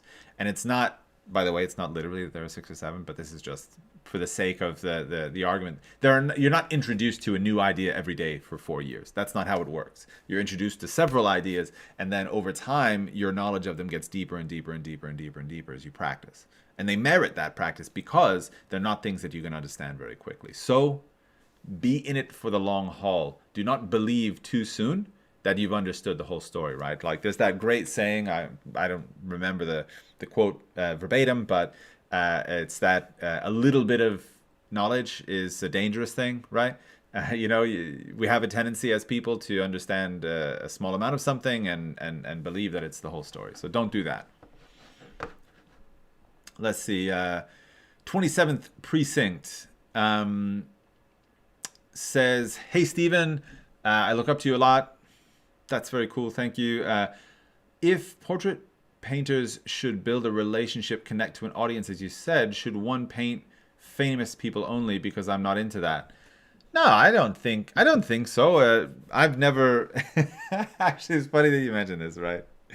Because this has been rattling around in my head for a really long time. I'm a really big fan of FC Barcelona, and I've never, not in my lifetime, probably since high school, when everybody did but even then I didn't draw a portrait of Kurt Cobain or something. I've never done that, but I will probably one day be doing a painting of Lionel Messi. That will happen. I'm not going to say when. I don't know when, but I've thought about it a dozen times, and I will do it. So is that the way to build a relationship to your audience? No, I don't think so. I think there's a lot of what that is a little bit of one of these false relationship builders, right? That social media has kind of brought up. There was I I don't like to call anybody out in this, but you know, there's like videos on YouTube where you see they'll say things like 4 easy steps to a successful portrait, and it's like, come on, come on, 4 easy steps to something that people practice their entire lives to get proficient at, and you're telling me there's 4 easy steps? Like it's this, it's like a, it's well, it's clickbait, isn't it, right? And I think that these portraits of like, yeah, if you're doing like a portrait of Lionel Messi or something, which like I said, I will do, I will be guilty of that. I feel like, yeah, maybe that can get your foot in the door, but I don't think that in the long run that's actually going to attract the kind of people that actually really want to understand what you do. You know, so you find this out actually. I've been on social media for a long time and kind of building audiences, so on. So I have a lot of insights about it. But your audience is not a generic thing, right? It's people that share your values. And if you are disingenuous in the content that you make and show to them, then you will not be getting the audience that you deserve. They will not be getting the content creator that they deserve, right? The relationship will be coming from a false place. Because, as you say, you never wanted to do a portrait of, like, whatever, famous people for no apparent reason. So if you get people in the door doing that, and then you become who you actually are, they're not going to be interested. They're going to unsubscribe, right? An audience isn't there forever. They're there as long as they share your vision and they appreciate your values and your views. So I say that you can watch those trends and you can watch things that people do to become popular, but you got to do them from the right place. And that's not, I'm not preaching this because I'm like some virtue signaling, you know, like everybody's got to be perfect and the Dalai Lama or whatever. I'm not saying that. I'm just saying that you won't have the audience that you're actually trying to get a hold of. Let's see. Oh yeah, Georgia was saying, how do you calculate the price for each project? Okay, so this may not be repeatable for anybody. Like, so I don't know if you can repeat this process, but very early on in my student career, I started working with a gallery and they priced my work for me. They said, no, we're going to sell this at X amount. So I started out with a price kind of set for me. And then I kind of, you know, began pricing that way for a very long time. Eventually, in the long run, they were pricing too high. I mean, that's my opinion about it. I mean, if you have a very effective gallerist and they're selling like everything that you touch, everything you put out, that's great. I mean, just put the prices through the roof and see what you can do. But in the long run, like I just understood that the effective price range for the kind of work that I wanted to make, was going to be a little bit lower than what it was at galleries. And if I didn't have to give away 50% of it, then that would be just fine with me. So that's how I did it. So it's based on kind of a previously established standard. If you're trying to do it yourself, like I said, I think you just have to think about like what size is your audience, how long have you been working in this profession, how good is your work, you know, and find out what value the market will bear, and kind of start there. Yeah.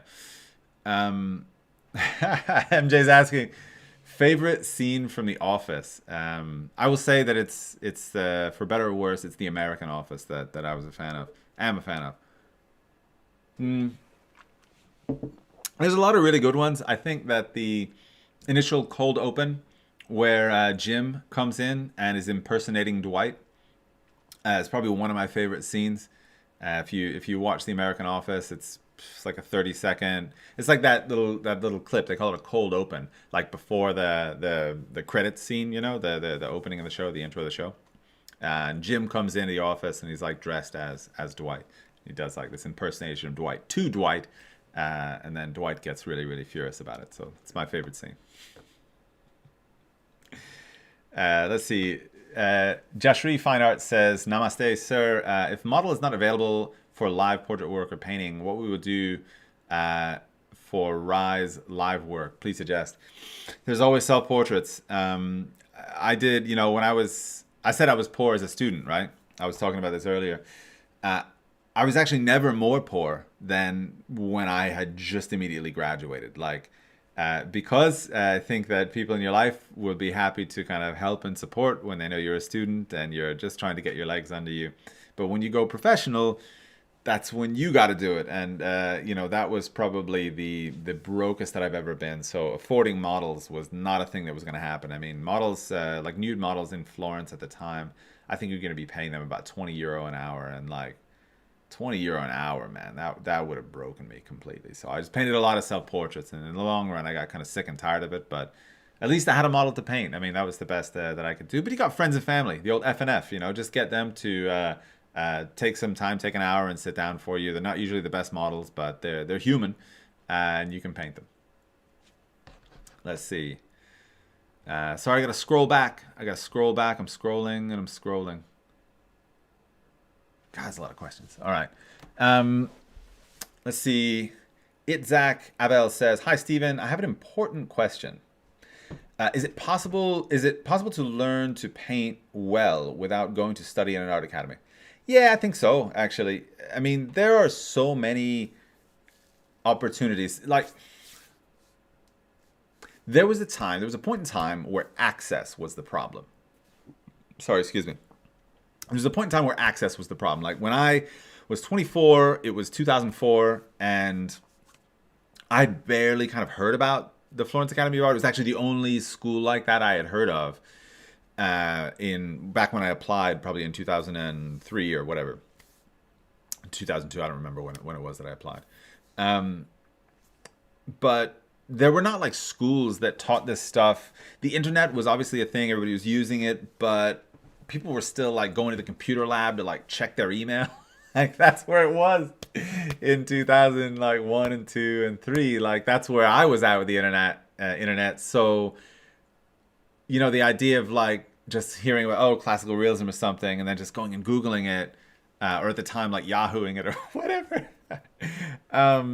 You know, I mean, yeah, people did it, but it was like all my colleagues, like at my age, I remember like Joachim Eriksson, who I used to work for, a great painter, turned digital painter now. It's a really cool guy as well.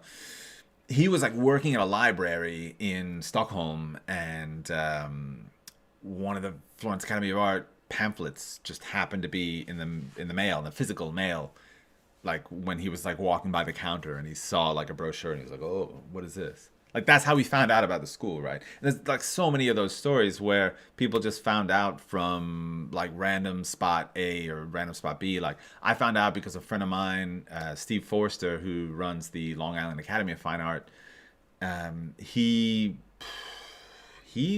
found out about it somewhere. I don't know, like it was word of mouth, right? That I heard about it from. So, like, access at one point was a problem. Access now is not a problem. I mean, every Tom and Jane that went to the academy went out and started their own school. There's ateliers all over the world. And moreover, like, there's people like me who are not, afraid of technology that are out there, like, putting it out into the world. So, like, is there a reason that you need to, like, go to an art academy? There are things that you can get. There's a rigorousness of, like, testing your ideas in that environment. And testing your practice in that environment. However, right, let's say when I went to school, this is many, many, many years ago, in 2004, it was about 2,500 per trimester, so three trimesters a year, so about like $7,500, $8,000 per year. Since then, it's probably doubled, tripled, and so, like, the cost of, like, moving across the world, some people have families, like, people would, like, move to Florence, like, with their wife and their child and their dog. Like, I couldn't imagine, like, how much that must, like, cost to, like, get to a place like that to kind of learn this thing. Whereas, like, nowadays, again, like, I just don't think that you actually, like, that's the only access point, is, like, going to that physical place. I know that for a fact, of course, because, like, I teach this stuff online, and I'm, in a lot of cases, this is straight up. I'm not like, bragging or whatever. In a lot of cases, you'd probably get more instruction, just, factual dictations and indications of how to do stuff from my videos than you would actually at the academy. What you don't get, of course, is that rigorous atmosphere, right? And also that compulsion that I paid incredible amounts of money and class starts at 9. If you're able to do, set yourself up that way, then I don't think there's any reason, actually, that you couldn't become proficient the other thing that you're gonna need probably is to get that one-on-one advice, which of course I'm not made of time. Like I can't be there for everybody. But that's why I think it's really so important that I've integrated these group critiques, right, into all of my Patreon lessons. I even want to go back. Maybe I want to spend a month and actually go back and just retroactively do group critique videos for like all of my other lessons, because I think it really completes the circle for people. Because getting the knowledge about how to do it, watching it happen, like all this stuff, super informative, great. When you go through and execute, there's going to be common problems, and I know they'll feel personal. They'll feel like the problems that nobody else in the world has ever had about their painting, and it's only about you. But the fact is, everybody else is making 95% the same mistake. That's why those group critiques, they give you that sense of insight about the problem that you either were facing, are facing, or are likely to face. So yeah, I totally think that you can do it. Let's see. Joseph Buckley is asking, what's the most meaningful piece you have ever done, when you will always remember, or that shows your story the best? Yeah. All right. So, yeah, Joseph, that's like a really, that's a really, like, really purposeful question. And yeah, there is one. I mean, there's actually one. I mean, it's funny to say, I feel like you should say that no, they're all the same, or I feel intensely about everything that I do. And obviously I'm a passionate person. And I feel strongly about the each work that I make, but I'm not a person also that thinks like, every song's a hit. Like, there's a reason why things resonate, like with people and with artists and so on. There was a painting I made called When I Was Young, and if you know my work, probably you know what it is. If not, Google it; it'll come up. But I mean, that painting was something that I started as like this germ of a thought, probably 2 years prior to stretching the canvas that I eventually painted it on. And only like that, 2 weeks before I painted it, did I find the model that I used for it, who was just the right person in the right moment that I had no reason to come across. But if I had painted that painting with a different model, it would have been a totally different painting. I don't even think it would have like jived properly, right? So it's like all this like serendipity, like all these things kind of coming together in the right moment, the right idea, the right execution. That I was painting in a very very planned out, kind of measured way at that time, and again, like that just jived perfectly with what I was into, and or with that painting in particular. So I think by a long shot, it's not even close. It's probably the thing that I painted that I think probably expresses the best way, like my central values.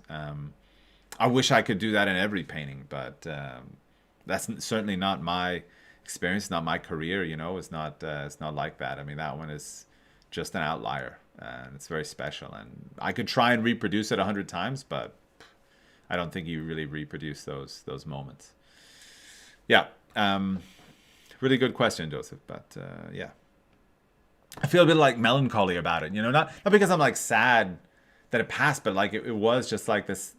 Yeah, this like really intense like moment in life, and I'm glad that I had it. I'm glad that I painted it. I'm glad that it came out the way that it did. I'm glad that people connected with it. Not that there was any reason for any of that to happen. There was nothing, it was not orchestrated or like planned out to hit a certain note with a certain amount of people. It was, it all just happened like very organically.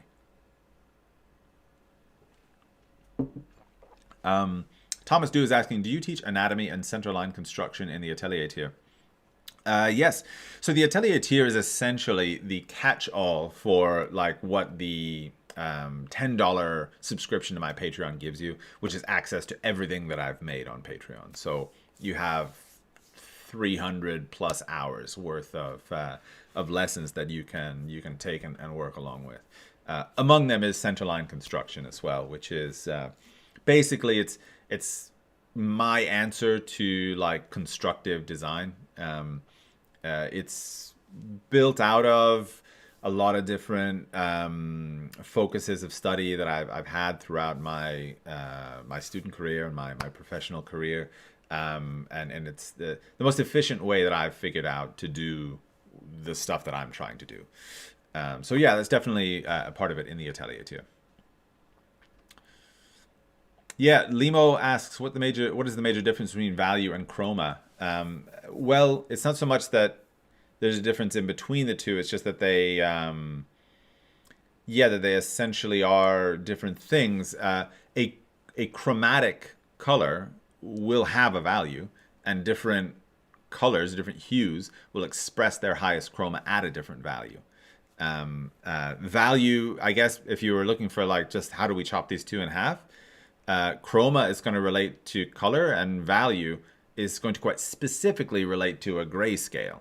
That's where it is most efficiently compared. Although everything that has chroma also has value. Jamie is asking, so I'm one of Cornelia's mentorship tier patrons, and she and I had a discussion based on my submission using water-based oil. Can be dicey. So Jamie is got one in the cons column for water-based oils. I'll have to ask Cornelia about that. Georgia is asking, you seem to be using only this one brush and going from dark to light, wiping it in between. That's something I can't do on a portrait. What brush do you use? This is well, I'm using a couple of different brushes, but mostly the same brushes. There are some red dot brights from Rosemary Brush Co.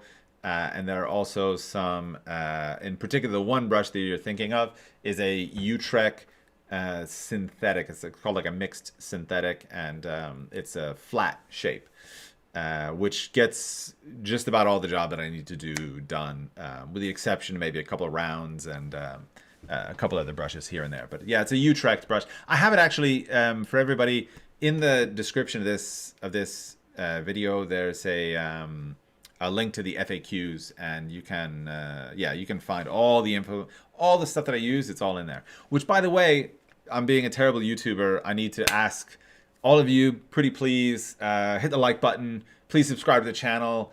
Turn on notifications, all that stuff that YouTubers ask you to do. Please do that.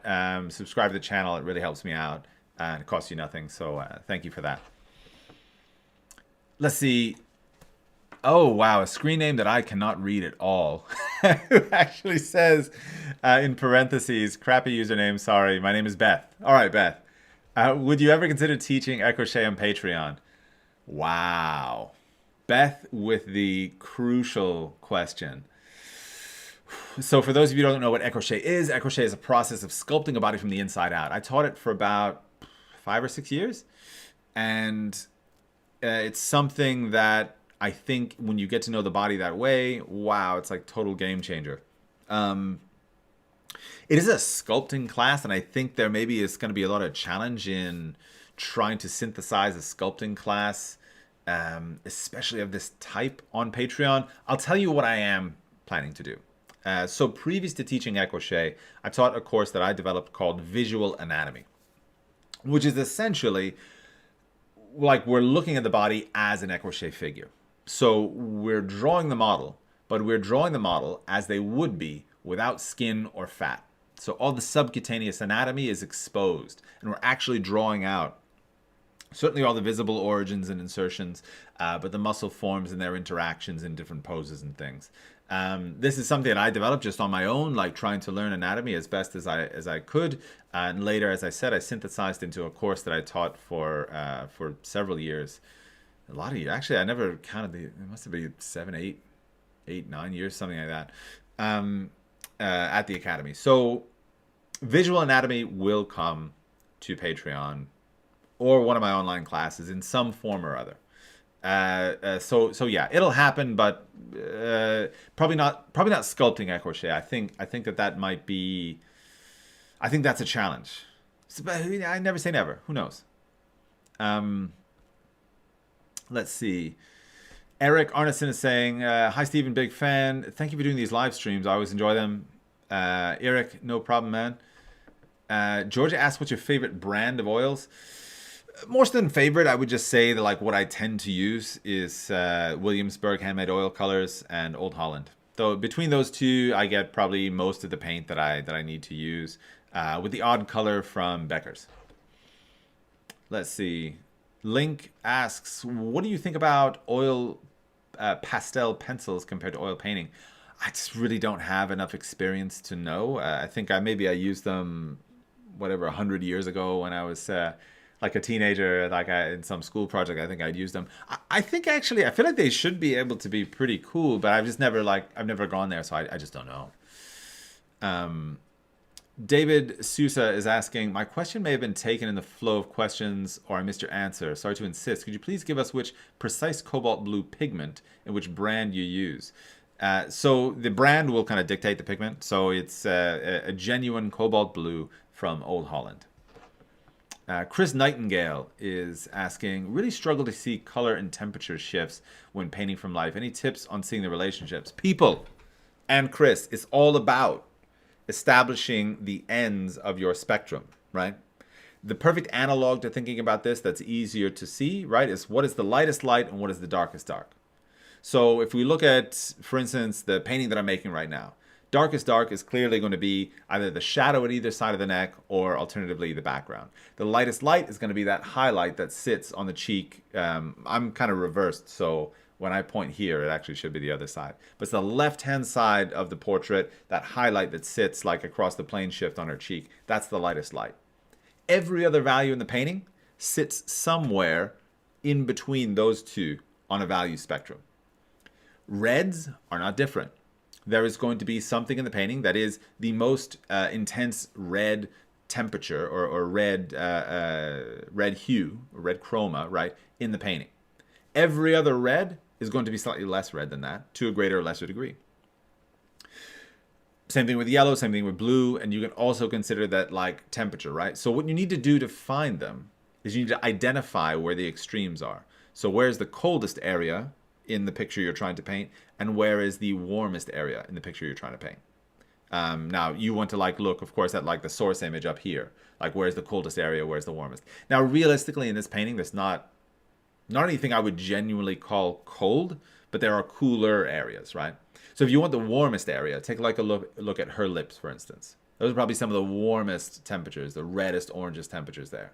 Then if you look at her skin, like down near the pit of her neck, you can see that that's a considerably different temperature, right? That's cooler down here. That's not properly blue, but it's cooler than what her lips are, for instance. Every other temperature, within the flesh tones is going to be somewhere in between those two. So let's say we choose something on the cheek over here. We compare it to the lips. It's not quite as warm. We compare it to this. It's way warmer than that. So that's how you kind of identify and triangulate, basically.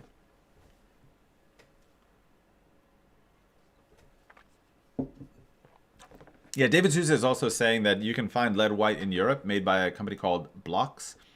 And yeah, there's a few different ones. That's one that you can use as well. Let's see. Questions. Have you tried, Devin is asking, have you tried lavender spike oil? I have, but it's just too intense, man. Like it's too, the smell of it. Lavender spike oil is like basically a solvent replacement. And it's technically like non-toxic, but it can be like abrasive. It can be an allergen. But a lot of people use it as a substitute for turpentine and things like that. And it's technically better for you. But I just, it's just so intense. Like if you've been in a room with somebody using spiked lavender oil, it's like you walk out with a headache, just because the smell is so intense. Let's see. Jan Keister here says, what artists influence your work the most? It's at different phases, so different stages. I would say that early on it was like Egon Schiele and Gustav Klimt. Later on it was, I don't know, later on I kind of lose track. I mean, that's a really, I don't know that I actually have like a really good answer for that. I love art and I love art history, and so like every time I see a painting, I see some influence. I mean, maybe like Rodin actually like is a huge influence on me. I think he's the artist that that I really started to look at in terms of form, which maybe sounds strange because I'd studied for quite a while before I really got into that. But, you know, my studies were so visual, so impression based, that idea of like, you know, hard, rigid geometric structure, 3D structure was not such a crystal clear part of it. And Rodin really opened my mind up to that. So I would say Rodin. Chantal says, Graveline says, I'm surprised to see you paint with flats. I just assumed that you would use only filberts, flats belonging to the world of Impressionism. Yeah, well, you know, it's about, it's, you know, a different tool for a different job, you know, like, I think actually painting alla prima, I kind of like to have a flat because I can like turn a flat and get not quite a filbert vibe out of it, but I can get something a little bit closer to that. And like a filbert just can't do what a flat does exactly. So it's more about like maybe just versatility. Let's see. Madeline Pater says, will we be doing color studies when moving into oils as part of the Atelier tier? Totally. I think that actually, this is, by the way, the difficulty with the Atelier tier is that it's such a long-term release. Like there's so much to say about it. I can't simply dedicate myself to it because it would consume all of my activities. But yes, color studies are definitely going to be a part of it. I think that further down the road, when we're doing like our final like advanced portrait head and hands, might be the place where I really dive into color studies, because in an advanced study like that, right, and that's like the technically like the final project, right, is the head and hands portrait. That we need to like take planning to another level with that. So that's where I'm envisioning it happening. There's several places it could happen earlier, but that's where I'm envisioning it happening. Let's see. Let's see. Angel says, from my perspective, the painting was finished 30 minutes ago. Well, you know, I mean, I hear, you know, it's with these alla prima paintings, it's kind of a matter of like, you know, you can just tweak until you stop feeling it. Like I kind of tend to work until like I don't feel it anymore, or you know, like with these paintings, I'm trying to give myself like a window. Like I'm not gonna go over like 4.5 hours. If I go into like 5 hours, I think I'm past the limit of what my like target is. Like I said, I'd love to be like almost sub 3 on these alla prima heads. I don't think that's realistic for quite a while. So maybe like 4 is my target. If I go 4.5, 3.5, I think that's fine. Let's see.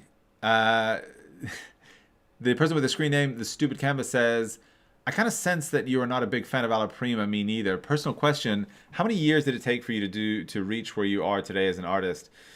Yeah, you know, I started drawing representationally probably in 2000 and now maybe 99, maybe the year 2000 probably. So yeah, maybe 21 years or so. I started being educated in 2004, you know, so I started actually studying proper I mean, like, because again, it was a problem of access before. Like all I'd ever seen of actual representational teaching was a David Lafell video that you know, that was going around. I had a VHS tape of it. So I didn't really, I mean, like in my school, my representation, my still life painting teacher was like a splatter painter, you know, so it's not, didn't really get like a representational art education until 2004. Let's see. Shuva Art says, I want to know what Impressionism painting is, and love from India in Kolkata. Yeah, Impressionism is more painting in the way that the color and value of the world like hits your eye, your retina, right? So it's a painting about how you perceive the world, more so than how the world actually is, right?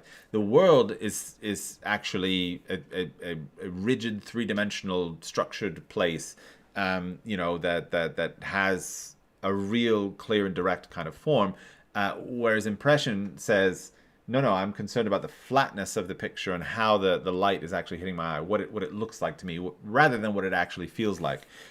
This distinction doesn't really become too important until you're really kind of deep into, you know, painting and different kind of expressions in painting. Let's see. There's probably more questions. I'm trying to like hit some questions fast because I have about 20 minutes left in the painting. And maybe, I'm not saying this is going to happen because my voice is like getting really hoarse. But maybe at the end of the stream, I might switch over cameras and do a little like self-critique on where the painting ended. But I want to see if I can get to a bunch of these questions first. Jamie says the painting is coming alive. Yeah. By this point, you're getting like a real feeling for it. By the way, I haven't yet put the highlights in the eyes, but most of like the form of the head has been like pretty clearly established. Yeah. Let's see. Hebat Nobari says, how to start a classical painting like a human figure portrait storyteller. It needs a decoupage and a lot of things that is confusing at the start. Yeah, well, you got to start out with a plan, right? Start out with a drawing. Start out with a thumbnail sketch. Bump that up to like a preliminary drawing. And then by the time you're painting, the idea is that when you're painting, you should be able to focus on what's happening in a painting, right? We're talking about hue, value, chroma, shape, structure, form, brush handling. Those are all the things you need to worry about when you're painting. If you're worried about the design of the painting while you're painting, then you have like one more thing among like 100 other things that you got to focus on, and that can kind of muddy the waters a little bit. Let's see. Hoda says, why can't we draw from a model from two sources of light? Would you recommend natural lighting or one source of light only?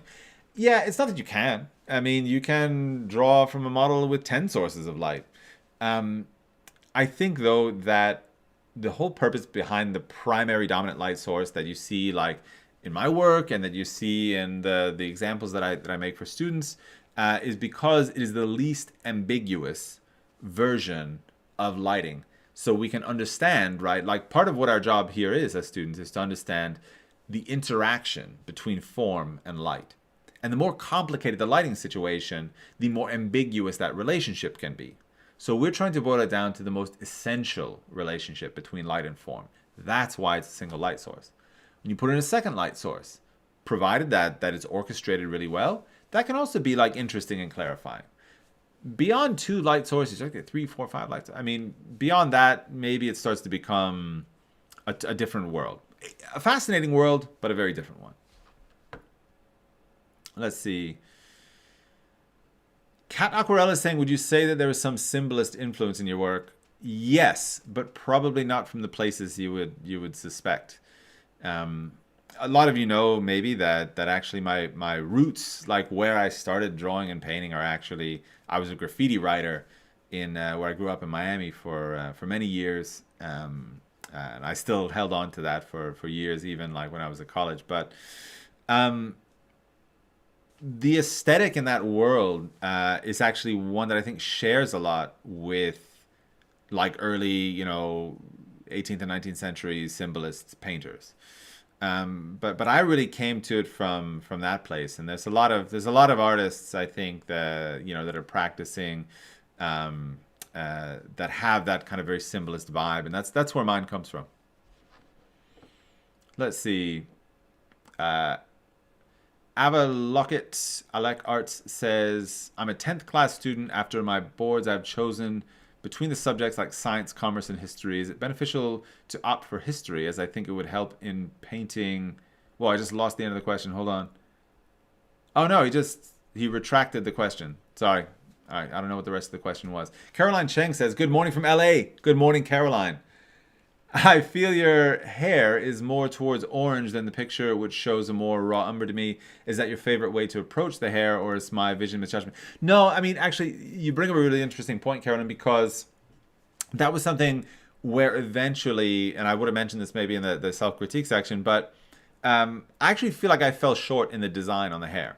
Now, by the way, I've made this mistake before. You don't really want to like talk bad in public about your own work, but in this project, right? As I was saying earlier, like the neck and the neckline and the hair, actually, due to the fact that I spent much less time working on them, the design at the beginning actually needed to be stronger, so the shapes would be stronger. Whereas the shapes in the face, I spent like 80% of my time working on the shapes in the face, and so I refined those to a really, really high place, right? Now you're mentioning the color values.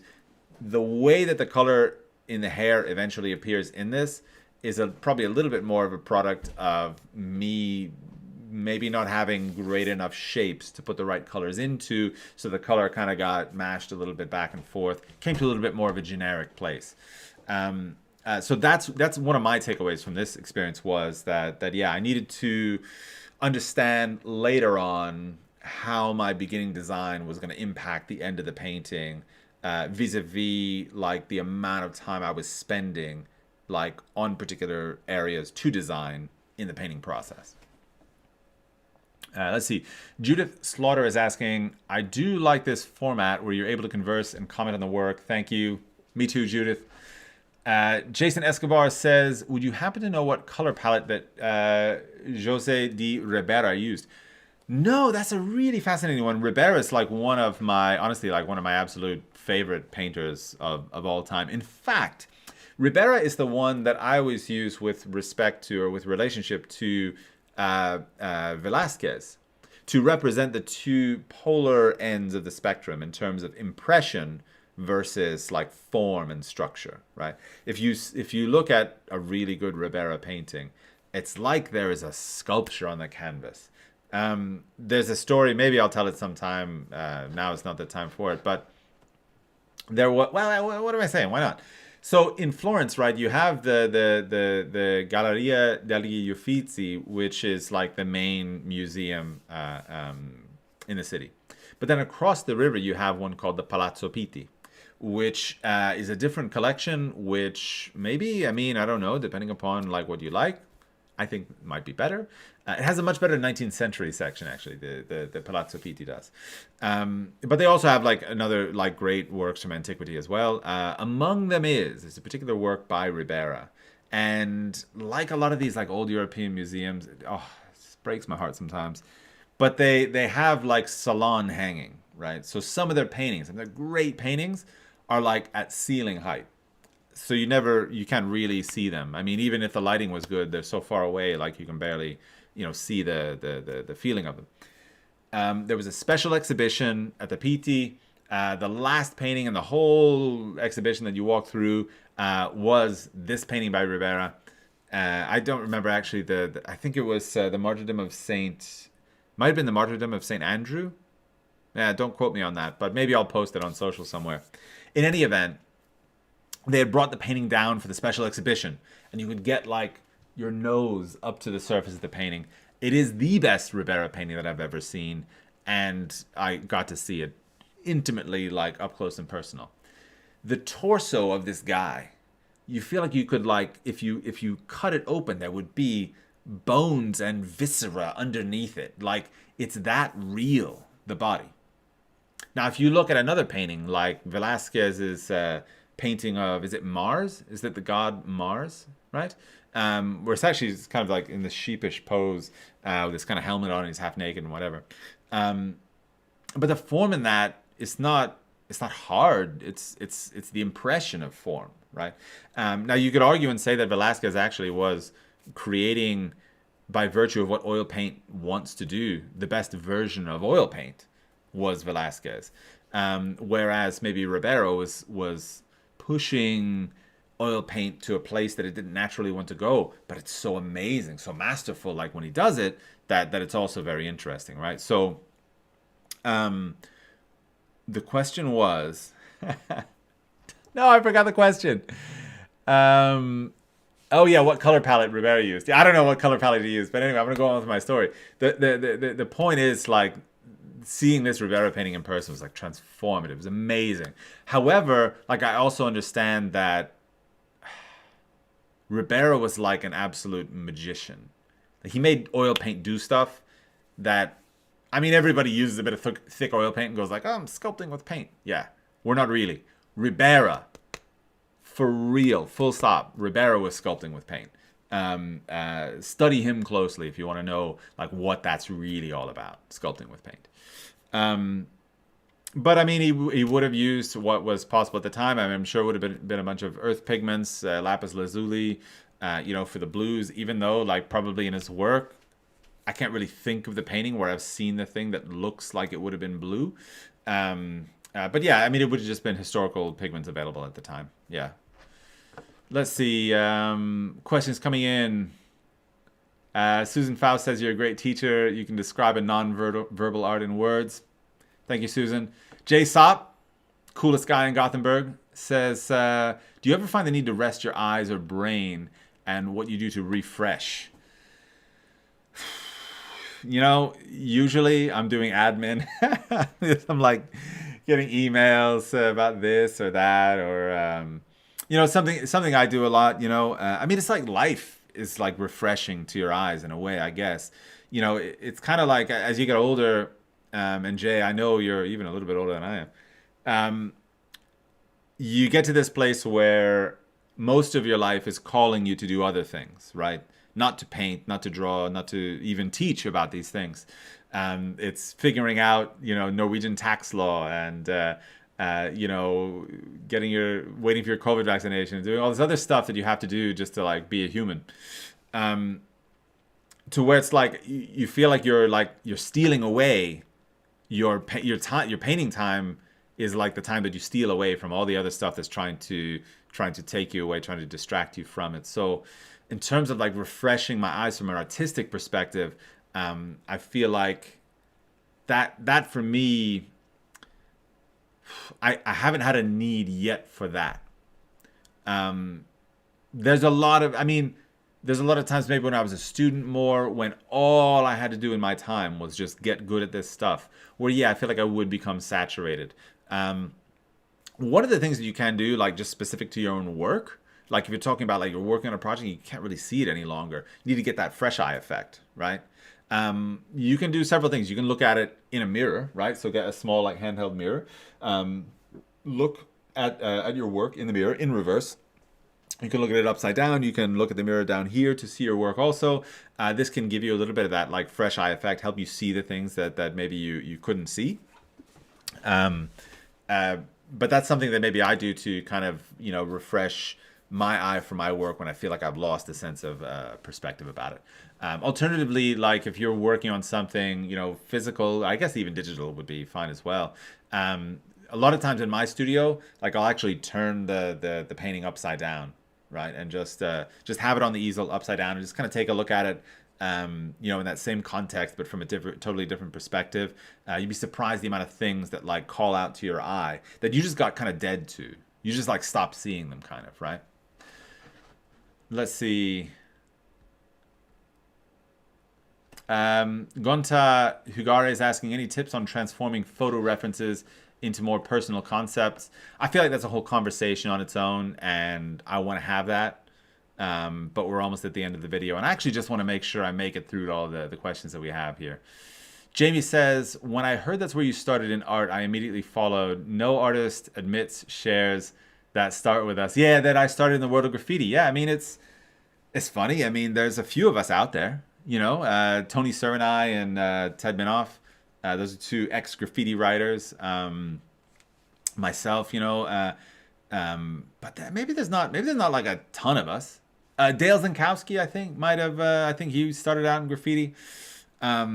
So we're out there. We're out there in the world for sure. But maybe there's not so many. I do remember actually, like coming into the academy, it was a little bit of a point of self-consciousness for me because, like, you know, I came to Florence as this like just street kid from Miami, basically, like transplanted to like the heart of the Renaissance, and like other people that were going there, and I mean, this is what everybody has their cross to bear, their sob story or whatever. This is mine. Is that when I showed up, like people were like coming there from, you know, conservatories. They've been studying the violin since they were, wait a minute. They were like studying the violin since they were young, and you know, and you know, they knew about great works in history and so on. I knew like nada. Like I was there like for design. Like I wanted to figure out how to do this stuff, and that was the kind of best way that I could do it. So it was a real kind of culture shock for me. And I'm not saying like I was ever ashamed of like being a graffiti writer. It was just a fact of what it was. But it was very much like there was nobody to talk to about it there. Like it's not like I had a bunch of other graffiti writers I could just like chop it up with, which maybe was good for me because it really put me completely out of my comfort zone into another place, and I had to assimilate and kind of learn those new ideas rather than just to hang out on what I had already done. So that's people. That's it. But special bonus moment. I have a little bit of momentum left in me. I'm gonna switch over to my Cintiq and which is the drawing tablet. I'm gonna point out a few things on the painting that I think are significant to talk about. But let me just switch over. It's gonna take a quick second to do that. I'm gonna go ahead and just resize my image so I don't stand out too much. 1 second, folks. All right, that's good enough. And let me just get my Cintiq, hopefully without spilling anything, over to where I'm at. All right, folks, Photoshop is happening. And let me just switch brushes and get the right size. Your patience is appreciated. Let me say that. All right, here we are. Let me just get red, like sort of like burning red on here. All right, so like I said, this is where the painting landed. For me, there's maybe a couple of like sore spots where, like I said, I looked at the, for instance, like the design of the hair down here. You can see, like, of course, if you look at the model, that there was a more sophisticated situation with respect to like how that cast shadow kind of came over and across the hair, and then how there was like also like kind of form inside the shadow. I kind of wanted to maybe express both of those things, but given the planning that I had made, I did not actually get to the place where I actually could express those things. So a little bit of a bummer in that respect. I know it looks like okay, and I'm not like, oh, I'm such a self-conscious guy, I did a bad painting.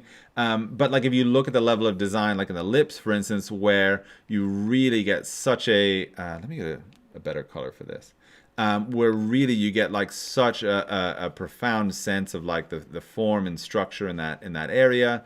Whereas like you come to the these peripheral passages, and I don't feel like you really get like a crystal clear sense of like what the planes of construction in that area are.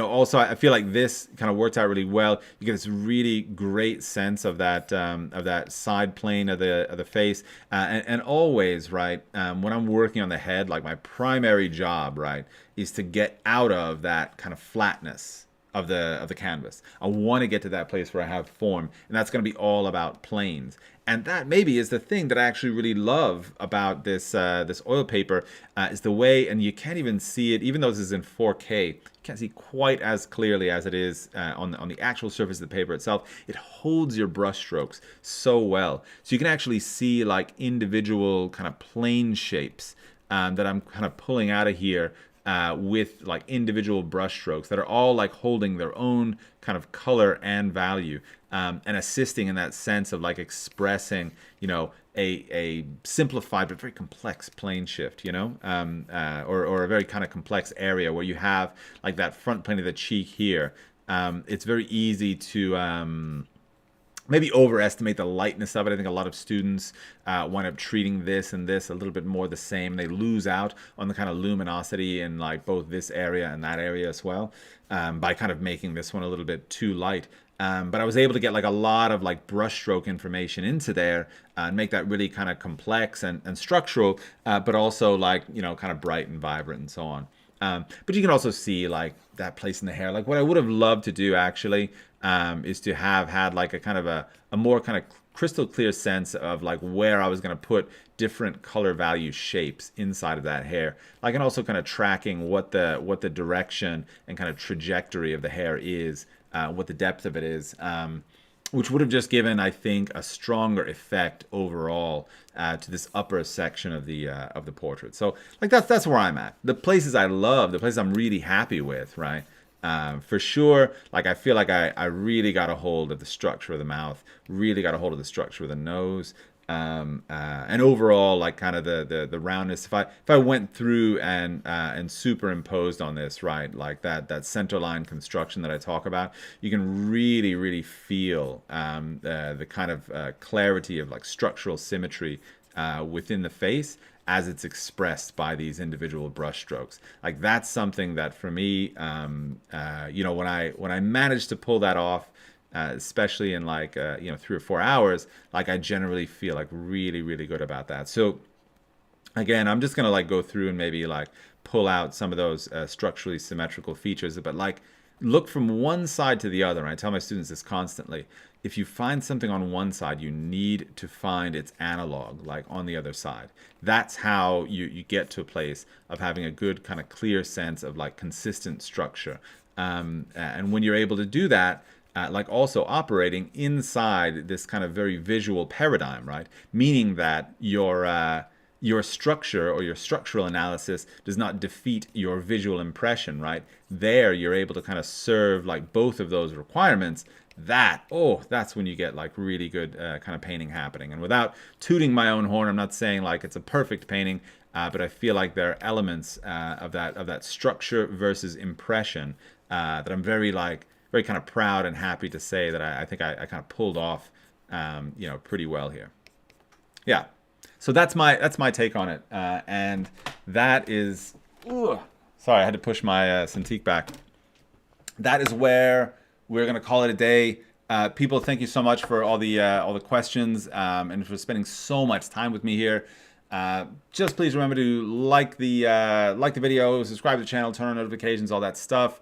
If you're interested in like really learning in-depth portrait painting and drawing, my Patreon page is always there. You can check like there's a link that'll pop up eventually or in the description of this video. You can go over to Patreon. $5 or $10 gets you in the door, and there's so much information there. But for now, that's it. I'll see you guys around next time. All right, take care.